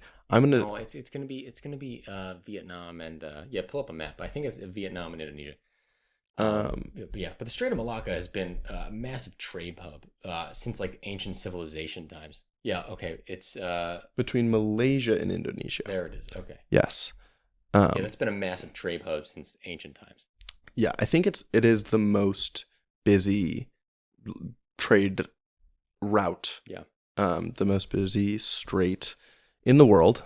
So and think about this. South China Sea's economy, 40% of it is going to the West, Europe and the United States. That's not including the west of South Korea and Japan and Australia. We're talking about the US and Europe, 40% South China Sea trade going to them. To or from. To or from. Yes. Okay, to or from. Yeah. Sure. But 40% of that is Yes, Western goods. Which is to say that the West has a very, very clear interest in maintaining freedom of navigation and trade throughout the South China Sea and specifically in the Straits of Malacca. Yes. Okay. Another important thing specifically about the trade. So, oil imports is a huge part of this. 65% of South Korean petroleum imports and 60% of Japanese and Taiwanese petroleum imports go through the Strait of Malacca. In China, they've been making a specific effort to diversify its energy sources because it saw the vulnerability at what could happen with a blockade of the Strait of Malacca. Yeah. And yet it's still importing half of its oil. Like it was almost like 80-90%, and they were able to cut it down to 50. Yeah. How did they get it down to 50? They unified a lot of its economic power with Russia. Yeah. They built a lot of trade. They built a lot of oil pipelines, natural gas pipelines through Russia, and now they're trying to isolate their economy from the Western economies, so that if the Strait of Malacca gets blockaded, if they lose trade rights to a lot of the world because of the things that they're doing, they're going to be able to withstand that pressure because they're going to get their energy from Russia. They haven't completed that project because, as you said, they're still looking at 50% of their petroleum imports coming in, energy imports coming through the Strait of Malacca. So they're not there yet, but that's what their project is. It's interesting because something that I've been thinking about as I've been reading more about China and kind of mirrors my perspective on what happened to Russia when the Ukraine war started, is I do think any kind of sanctions, even if a blockade did happen to prevent Chinese energy, I don't think it would be as sharp and harsh as people might project it to be. True. And this is what happened in Russia, is that like yes, there were a ton of economic sanctions put on it, and its economy was affected, but not nearly as much as anyone thought. Because why? It had power of its own. It still was exporting tons of gas and oil to Germany in the West. It was able to bump up its prices because all of those Western countries were still completely dependent on it. I think China would kind of have similar things where it would face a setback with lack of energy imports, but it would very quickly work on ramping up its intake with Russia. It would try to speed up any other oil pipelines that it has. That's a quick tangent. No, the only thing that I would say to that to challenge that is specifically about Chinese food ability. Yeah. Like they don't have the same agricultural production that Russia has. True. Which I think makes China a little bit more susceptible to blockades. I think that hurts them a little bit more because they import most of their food. They do. I wonder though, like could they turn to Russia? Could Russia fill that hole? I don't know. Yeah. Right? Could Russia fill that hole completely? Yeah. And if they can make a solid block between the two of them, do they really need the West at all? And that's when it gets scary. Exactly. That's when it gets dicey. Yeah. Because the whole relationship right now is like, okay, you're a little bit of a bully over there, you're a little bit of a bully over here, but we trade with each other and we make it nice. Mm-hmm. Now it's like, I don't need you anymore, buddy. Yeah. I can bully you. Yes. Changes the game. Definitely. Changes the game. So now, South China Sea. What's so important about it? Other than everything we just said. Other than all like, the trade. Yes. But it is so rich with natural resources. Estimations of several trillions of dollars of natural gas and oil buried there. And I mean, that's the main point, really. But there's also a lot of fish. 12% of the world's annual catch comes from the South China Sea. And that's massive for the economies of the Philippines, for the economies of Vietnam. This is a massive aspect of their economy.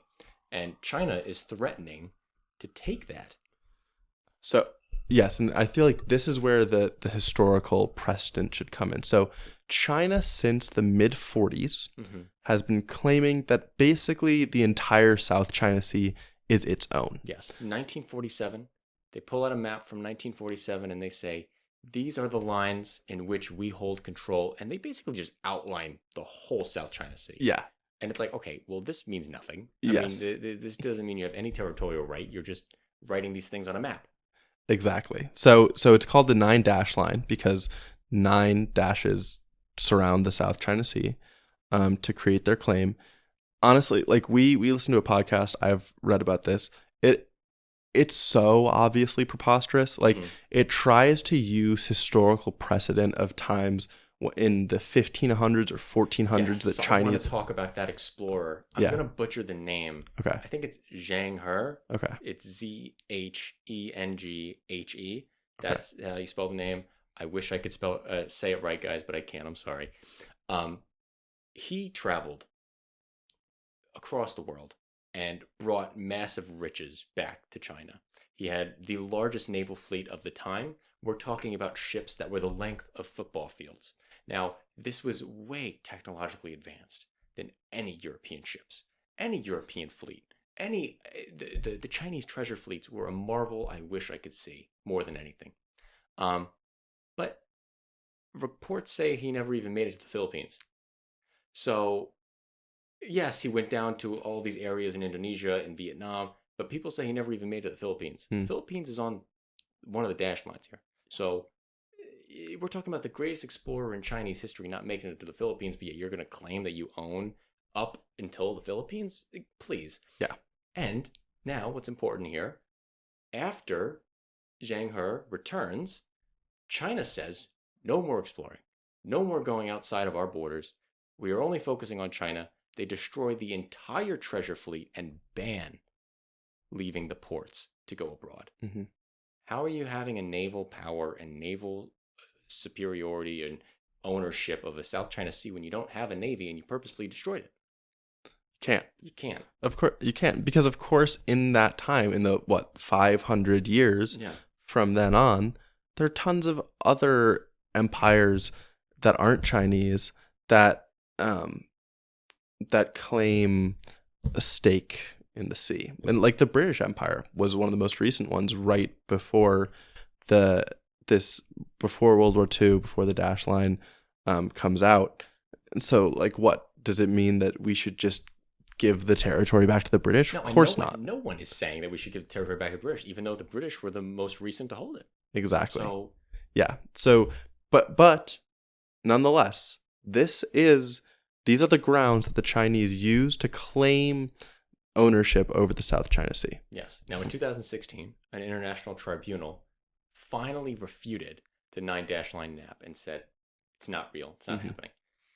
That only made China more mad, and all it did was make China more against the international order that we currently find ourselves in. Yeah. The international order that China used to become powerful, they are now going to undermine this international order. Yeah. That's a big thing that I wanted to talk about is China, while China was weaker, they signed on, they joined they followed UN law about what to do with the sea because it meant that they could keep more of their territory. Right. And then as soon as those laws didn't benefit them, they argued that they were invalid. And that's been happening for decades now. It's funny. I have a list of events that is literally 10 items long that describe different instances where China illegally seized islands or land from the other countries in, like, along the South China Sea. Right. And now the reason that China is going to want these islands, because I want to give this context first before we go into the list, that Sure. it's perfect. The reason you want these islands is because every island that you have, you gain nautical rights to. You gain rights under our international nautical laws, our international maritime laws. So any rock that is above the land, even on high tide, Above sea. above sea, Yeah. above sea, even at high tide, and it means a country can build a military base on it and claim the sea 12 miles around it, 12 nautical miles around it. And for each one of these rocks, you gain 12 nautical miles of just strict, like claim, but you gain like 100, if not more, miles of economic rights. Yeah. And that's why China wants every piece in the South China Sea. So specifically, the economic rights, it's called an exclusive economic zone, just because it'll be easier, I think, to use these terms. Yes. 200-mile radius. So 200 miles off your shore is your exclusive economic zone. If you add that to the 12 nautical miles that you get in of territorial sea, which is where no one, like, people can't, other ships can't come in and do drills. They can't stop. They're only allowed to sail through with innocent passage. And Yes. I'll come back to that. That means that any additional rock that a country can claim can give 141,000 square miles of economic ownership of, like, in the ocean, which is approximately the size of Montana. Unbelievable. So, yeah. So when you think about that in the scheme of this territory of ocean that is so economically rich, it's hugely important. Right. And what happens is there are all of these tiny rocks, less than a square mile in area. I think the biggest one is 0.2 miles or something like that. Like, that's the biggest one. Yeah. These countries start to fight over it. China starts to eye all of them. And now we'll get to the list of events. Yeah. I don't even know if we should go through all these. Okay. Fuck it. I'll do it. I want to hear it. Okay. So after World War II, basically the Japanese are leaving the Pacific after they've lost, and in the confusion, the Allies are going to come in and take it, but before they do, the Chinese come in and they seize the north half of these Paracel Islands. So they're kind of on the northeast side of the sea. They claim a former Japanese submarine base in the Spratly Islands, which are some of the most important ones in this story. Again, as the Japanese are evacuating after World War II. Fast forward to 1974. The rest of the Paracel Islands that China hasn't already seized were in the possession of Vietnam. And after the U.S. withdraws from Vietnam in 1974, China seizes the rest of the Paracel Islands. That's when China goes to war with Vietnam and invades Vietnam from the north and takes these islands. Yes. Yes. Again, illegal. All of this is illegal, just so I say, like by international law. The reason we didn't stop China after they take the Paracel Islands or after World War II is we just fought World War II. We're going to fight over some little scraps of rock in the middle of nowhere. Yeah. And they know that. Right. Yes. They're timing this very strategically. Mm-hmm. So 1988, China seizes the Vietnamese part of the Spratly Island. So they just took the Vietnamese part of the Paracels. Now they get the Spratlys. They seize Subi Reef from the Philippines. And honestly, this is why I was kind of reluctant to go through the list, is just because a lot of these are just names of literally just random rocks. Right. Okay. But the one I did want to talk about is there's one reef called Johnson South. And I think this is one of the only times that China's actually had to use military force. And there's video. I watched some of this video. You watched it? I watched it of these Vietnamese soldiers are standing and defending the reef that is rightfully their territory, and they're completely wiped out by air-to-surface artillery. Oh my god. Yeah, it's frightening. So China takes that. China seizes Mischief Reef in 1995. And then a lot more recent ones. They seize a few shoals. And I think at this point, and that was in 2012 and 2015. In 2015, they seize a shoal that is 50 miles off the coast of the Philippines. Mm-hmm. So right there. With clearly easily within their exclusive economic zone. Exactly. They're easy. But what China says is it's also within the 9 dash line, and that's why they do it. Right. And so again, I just had a bunch of random names. These are rocks, and so this is where I'll get into it's specifically important in the UN definition, in the UN law of the seas. Sustain. Exactly. So it distinguishes between 3 different types of bodies of land, I guess, that are at sea, and there are different rights that come from a country claiming them. Mm-hmm. So you have islands. Islands are rocks. They're land features in the ocean that are capable of sustaining human life independently. Very important. Okay. None of these islands that we've talked about are at all. None of them. The biggest island, like you said, is 0.2 square miles large, and I think it's called Taipei. Yeah. Taipei or Taiping, because I think Taipei is the capital of Taiwan. You're right. I don't know what it is. Yeah, I don't know either. It certainly can't sustain human life. The only way they do it is by importing a bunch of soil and having water purifiers on the island. So none of them can. But the rights of an island mean you get your exclusive economic zone around it, you get your territorial sea around it, and you can do anything you want with it. Mm-hmm. Besides islands, there are rocks, and that's anything that is above sea level at high tide that can't sustain human life. And so countries can still claim rocks, but they don't get the exclusive economic zone. They get the 12-mile territorial sea. And then you have I think they're called low tide features, which are only above the ocean at low tide, and countries get nothing for those.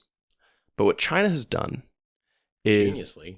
They go in to these rocks and these low tide features with these massive ships carrying a ton of sand and rocks, and they build islands. They build islands fast, and as soon as they do, they have a very methodical way of transitioning from a shoal or a rock, turning it into a military base. So they first put buoys around the island to mark off their territory. Then they they'll start filling in the land. They make temporary bamboo shelters. After that, they start building concrete, and then it's a military base. And so there's a very specific reason they slowly escalate. Right. They have to prove that it can sustain life. Yes, exactly. And they also can't, if they escalate too fast, it's going to alert the other surrounding countries that might want to place a claim. Mm-hmm. They don't want to show that they're a military presence at first. Right. They want to establish that it's a fishing island. And so that's why they build these bamboo shelters. But they're only doing that as a placeholder for as long as it takes to build up something that isn't being challenged because other countries are scared to do it. Yes. These islands and this power that China is projecting is threatening the Philippines. It's threatening Vietnam. It's threatening Indonesia. It's threatening Taiwan, obviously. What China is trying to do is it's trying to isolate each one in specifically. It's trying to say, okay, that's China and the Philippines, let's come to a deal. Because when it's just China and the Philippines in the room, China is the big guy and China can bully the Philippines to accept their terms. Mm-hmm. They're trying to isolate the Chinese and the Vietnamese, get them in a room together. China can just talk down to the Vietnamese because they're the big guy in the room. They're trying to exclude the West and the United States from any of these conversations, or even have a united front against the Chinese expansion in the South China Sea. Yes. So they're trying to go for bilateral negotiations with each individual country rather than multilateral conversations with all the countries against China itself. Yes. Now, it's imperative that united front backed up by the West and the United States does not cede any of that and does not break solidarity with each other. Yeah. And peace out, quote unquote, with China first. Exactly. Yeah, this is where China doesn't want to be playing by the rules of the international order because those rules are specifically to prevent these expansionist actions. Yes. It wants to be playing by strong win, weak lose rules. Yes. Because that's what it gets to be. Exactly. So, I mean, we can get into I'll get into the Western response, but first I want to talk about how China pushes its weight, throws its weight around. How does China get away with this? Yes. Well, what do they do logistically, strategically to make these attacks happen? Yeah. And we talked about how they build up these islands slowly, but they also have a very similar or almost analogous gray zone strategy for throwing their weight around in the South China Sea. So they have all of these different levels of organizations, almost of groups that are down to from like Chinese fishermen who work for Chinese companies all the way up to the Navy. Right. And so you have these fishermen who aren't militarized at all, but have worked with the Chinese government, and they are familiar. They're familiar with the tactics of scouting out certain locations, of pushing and placing themselves territorially to assert dominance or to assert ownership of certain parts of the sea. And China is giving these fishermen the tools they need in order to assert that power. Yeah. Right? They're making these fishing boats like little battle tanks. Yes. Yeah, they have like steel reinforced hulls so that rams at the front. Yeah, it's so interesting. So just so happened to see that a New York Times article about this came out yesterday. No way. Yeah. How? Look at us. We're on the ball. We're killing it. But they interviewed some Vietnamese Coast Guard, I think, and they said, "Oh yeah, the other day we surrounded this boat and we were questioning where it came from, and they didn't say anything, but then they just rammed through the little surrounding that we made and went away, and we knew it was Chinese because it was an unmarked boat." Wow. So this is how it operates. That's like the lowest level. Then go up one level, and it is the Chinese Maritime Militia. Right. So once again, they're not officially associated with the Chinese military, but they're more aggressive than fishermen. They're more well armed and well equipped. They're scarier to challenge. Mm-hmm. So they can venture out further, and sure, if someone comes by with a big Coast Guard boat, they're still going to be forced to go away. But they're very effective at bullying fishermen Yes. out of the water, right? And so this is where like you think about China starting to bully the Philippines out of its exclusive economic zones. That's where they'll send their militia in, and they'll have the militia ram fishing boats. And they'll purposefully overfish these waters and totally destroy the ecosystem of the area. Yeah. And totally make it useless for the Philippines to even want to hold on to. Yes, exactly.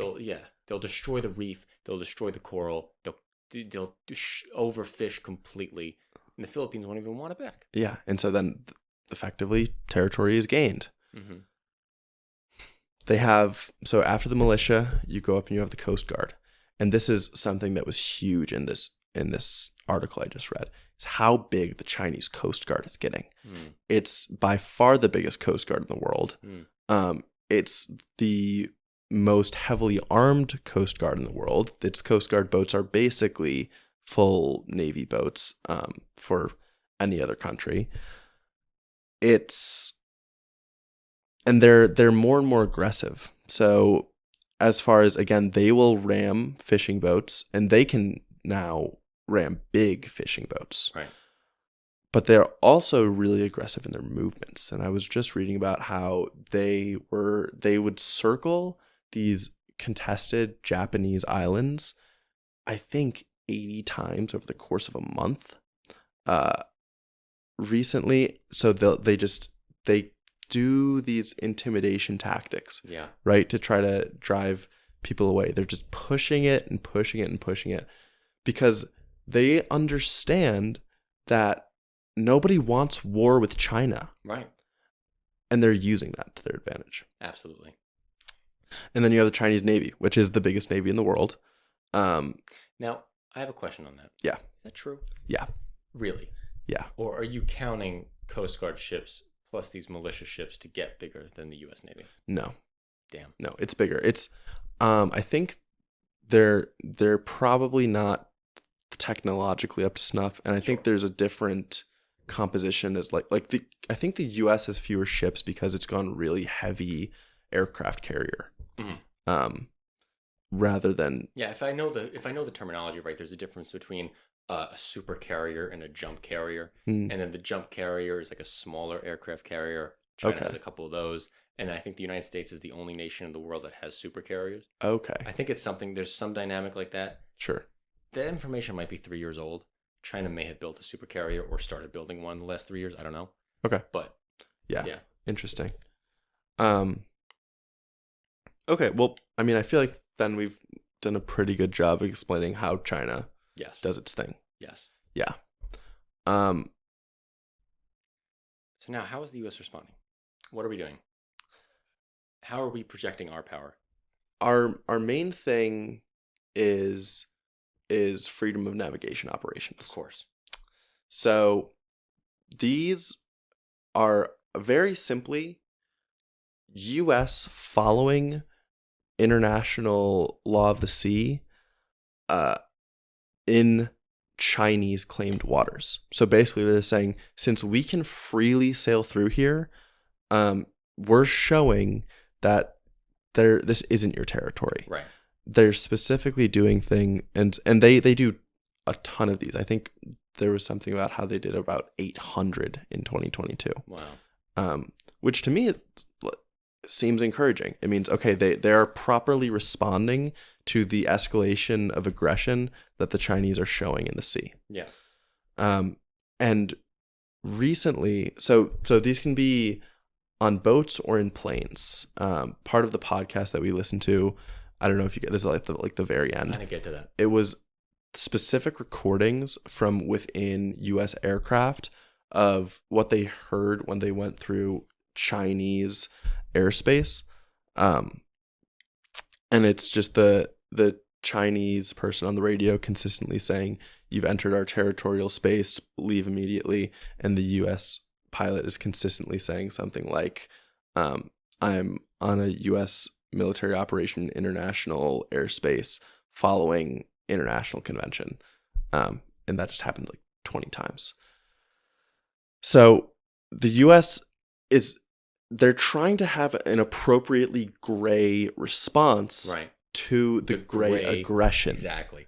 It's hard because a lot of these nations, I feel like the Philippines, the Vietnamese, Taiwan, they're going to get fed up with this. They're going to want a partner to really be able to back them. Yeah. And the total gray response, it's like, no, listen, guys, we have your back. And then Philippines is like, they sunk another one of our shipping boats. And America's like, all right, we'll send a destroyer through their island territory. Yeah. The Philippines like, well, that doesn't get me my fishing rights back. You know what I mean? Yeah. Well, this is where the U.S. is kind of in a really difficult spot. The most difficult. It can't attack. Of course it's not. too big. It's weird because like weirdly you almost wish there was some proxy country China had, right? To like mess with? Yeah, because China, that's how China is able to do it. It's messing with these Western proxy countries.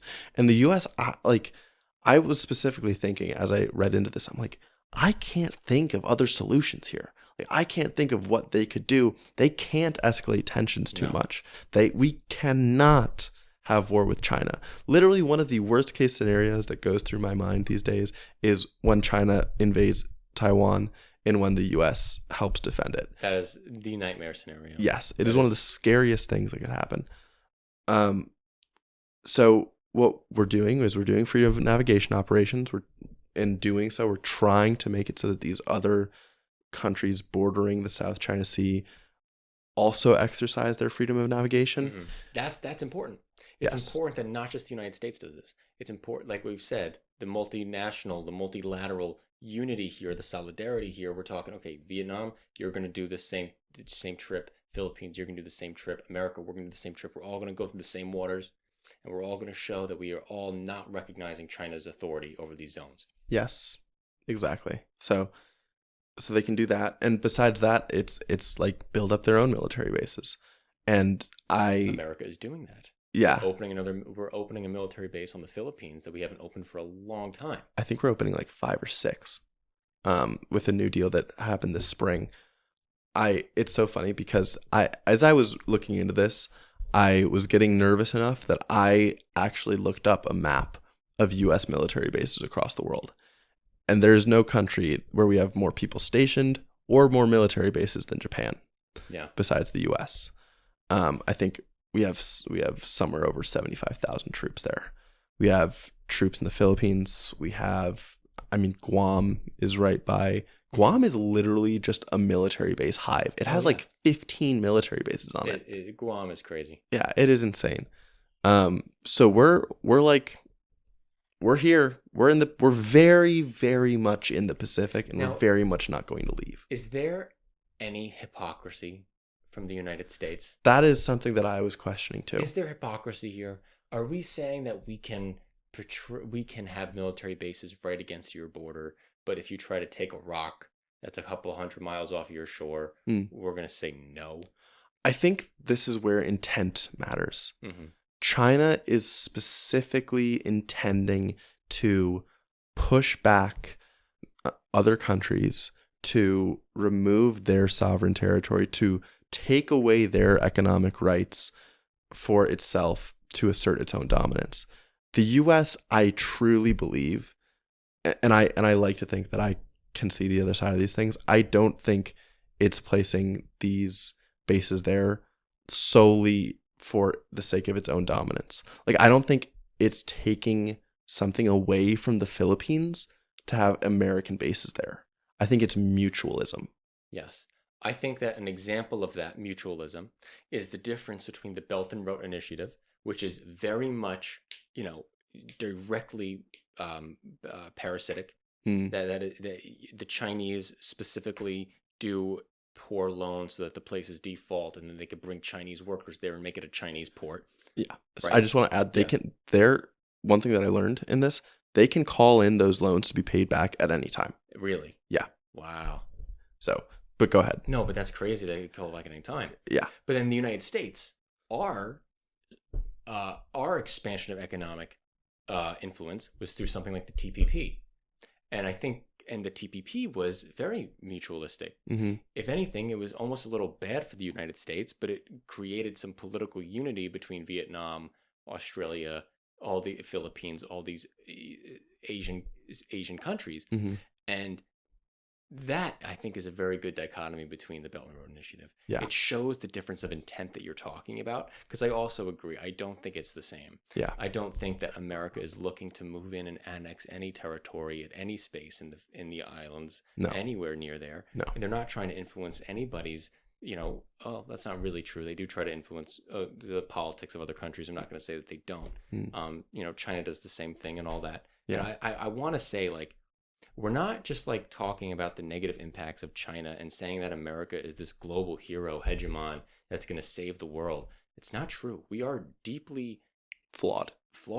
And we talk about how flawed we are all the time on this show. Yeah. That's what this book is about that we're reading. That's what the previous book we read about was reading. That's what our current events are about most of the time. Yeah. We know that this country is flawed, but when you have to pick between this flawed country and the Chinese model that is currently built on aggression right now, there's a massive difference. Now, look, the worst thing that America did in the century was the Iraq War, and it killed up to 1 million people, and it's incalculable the damage that caused the world order, and it ruined a lot of our reputation as well. It makes it really hard for us to be the good guys in a lot of these fights. Mm-hmm. But we have to recognize that it's been 2 decades, time has passed, and I do genuinely believe that the philosophy of American politics shifted away from that type of hard invasion interventionism that just doesn't exist anymore. Yeah, you have some psychos on the right who want to invade Mexico and kill all the cartels, but that's not serious policy, where we do have Chinese serious policy that is going in, killing fishermen from different countries, building up military bases, islands right off the shore of areas, and then going into economic zones of other nations and purposefully, strategically messing with their economic freedoms. That's not something America is doing right now. Exactly. Yeah, I mean, you said it great. And I mean, you can also point to the very well-defined human rights abuses that China is currently committing, which we talked about in the last episode, to show that it's scary to think of what else they could do with more expansionism into places with more ethnically diverse people. Yeah. And again, America has its fair share of racial genocide and racial destruction. You know what I mean? I was just going to say, there's also, there are reports of American soldiers at foreign bases treating the locals horribly. Yeah. And I don't, what's the word? I don't doubt that. Yeah, I don't doubt that for those reports at all.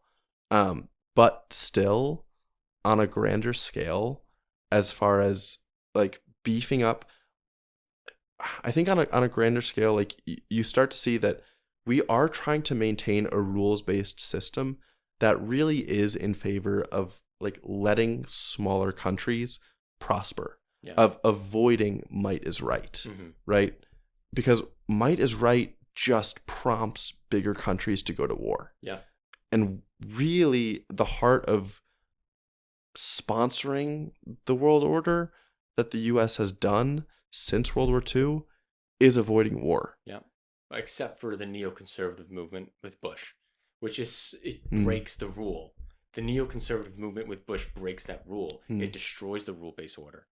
You know what I mean? Well, it's interesting. And that's what's hard. True. People, progressives, look at this and they say, why do we have the authority to talk bad about China when we killed 1 million Iraqis? Well, I wonder, I mean, to be open here, like what about Korea and Vietnam? Yeah. Do we deserve the same scrutiny for those? Yes. Sure. Well, less so Korea, but more Vietnam, right? Well, and that's where I wonder, So is there a difference with Iraq and Afghanistan, those potentially being just domestic conflicts, right? Where domestic human rights abuses that we decided we were going to say weren't okay, but also we went in on the basis of 9/11 as an attack on us, maybe looking for oil. The motives weren't entirely clear. The origins of the Afghan war are very different from Iraq, Okay. and they should be separated. Yeah. The Afghanistan war and the Afghanistan invasion was a just war in the beginning. Taliban helping Al Qaeda, Okay. reason to go in and take that out. Take down the whole Taliban, different story. But the initial idea of going in and taking out the Al Qaeda, understandable. Iraq is a totally different story, and it exists outside of that. It exists in a web of lies. It exists in it exists in a web of lies. It exists in a destruction to rule-based order by not waiting for other nations and our allies to okay the attack. Only the Britain followed us through. Wow. Germany didn't sign off on it. France didn't sign off on it. Only Britain did. This is not a multilateral thing. We talked about multinationalism and multilateralism between Philippines, Vietnam. America said, hell with multilateralism. We're going in alone. Why did we go in then? Well, Why do you think? Why do I think we went in? I think we went in because Bush thought, and the neoconservatives thought, that if we had a foothold in the Middle East and we can make a big military base with Iraq and Afghanistan, we could contain the power of Iran. Okay. That's what I believe. That's what I think. And I also think there was some ideologues there who wanted to take down Saddam Hussein for the sake of taking down Saddam Hussein. That's what I think. Okay. But I mainly think the Iran counterbalance. Okay. Makes sense. And that right there is what I feel is most applicable to the Russian invasion of Ukraine and the Chinese invasion of Taiwan. And so, as someone who considers himself a progressive, I look at the war in Iraq with the same disdain that I look at the war in Ukraine. And I look at the war in Iraq with the same disdain that I will look at, hopefully not look at, but the way I envision a Chinese invasion of Taiwan. I hold the same disdain for all three. Okay. And whichever side happens to be on the right side of any of those given conflicts is the one that I'm going to hope wins, because it is it is on the right side of those who are innocent. Yeah. That's how I feel about it. So I guess in that case, the way we can kind of compare is, how would you feel? I mean, maybe this was the case. I don't want to imply that I know really anything about the Iraq War. If Russia joined the other side. If Russia helped Iraq? Yeah. I think we deserve it. That's what happened in Vietnam, right? Yeah. Like we couldn't criticize them. No, we couldn't. I mean, we invaded Vietnam unjustly, pretty much. And now Russia and the Soviets were sending weapons to the North Vietnamese. I mean, could you really blame them? No. We took their country from those people. I mean, we were trying to prop up an unpopular government with a practical dictatorship. Yeah. What are we doing there? Exactly. What was the Soviets arming those people was justified in a lot of ways. Yeah. And I wouldn't have. It's understandable that the Russians would have or could have, funded the Iraqis who were fighting against us. They didn't, but if they would have, I would have understood. And the same way, if China invades Taiwan, it's totally, completely understandable that we will fund Taiwan's defense. Yes. Whether we come to their full military defense will be a conversation for another day. Yeah. Yeah. But, yeah. No, but I like this. I like this point of, we're not nationalists. Not at all. We're not on board with any military stand the US might make. The difference is I think we think that there is extreme value to following the rules-based order. Rules set us free in a rules-based order, in a global order. Yes, is the only way we can hope to avoid war. Yes. And the South China Sea right now, not following a rules-based order. No, not at all. So next episode, we're going to keep on the China trend. We're going to go to part 3. Yes. And we're going to talk about the economic impacts of this conflict, or this pseudo-conflict. Yes. Specifically, stuff about Taiwan, chips. Yes. All the good stuff. Also food. Energy. Yes. Yeah. All the good stuff. All right. All right, guys. Thank Go you, follow us people. on the socials and everything, and we'll see you next week. Yep. Bye. Goodbye.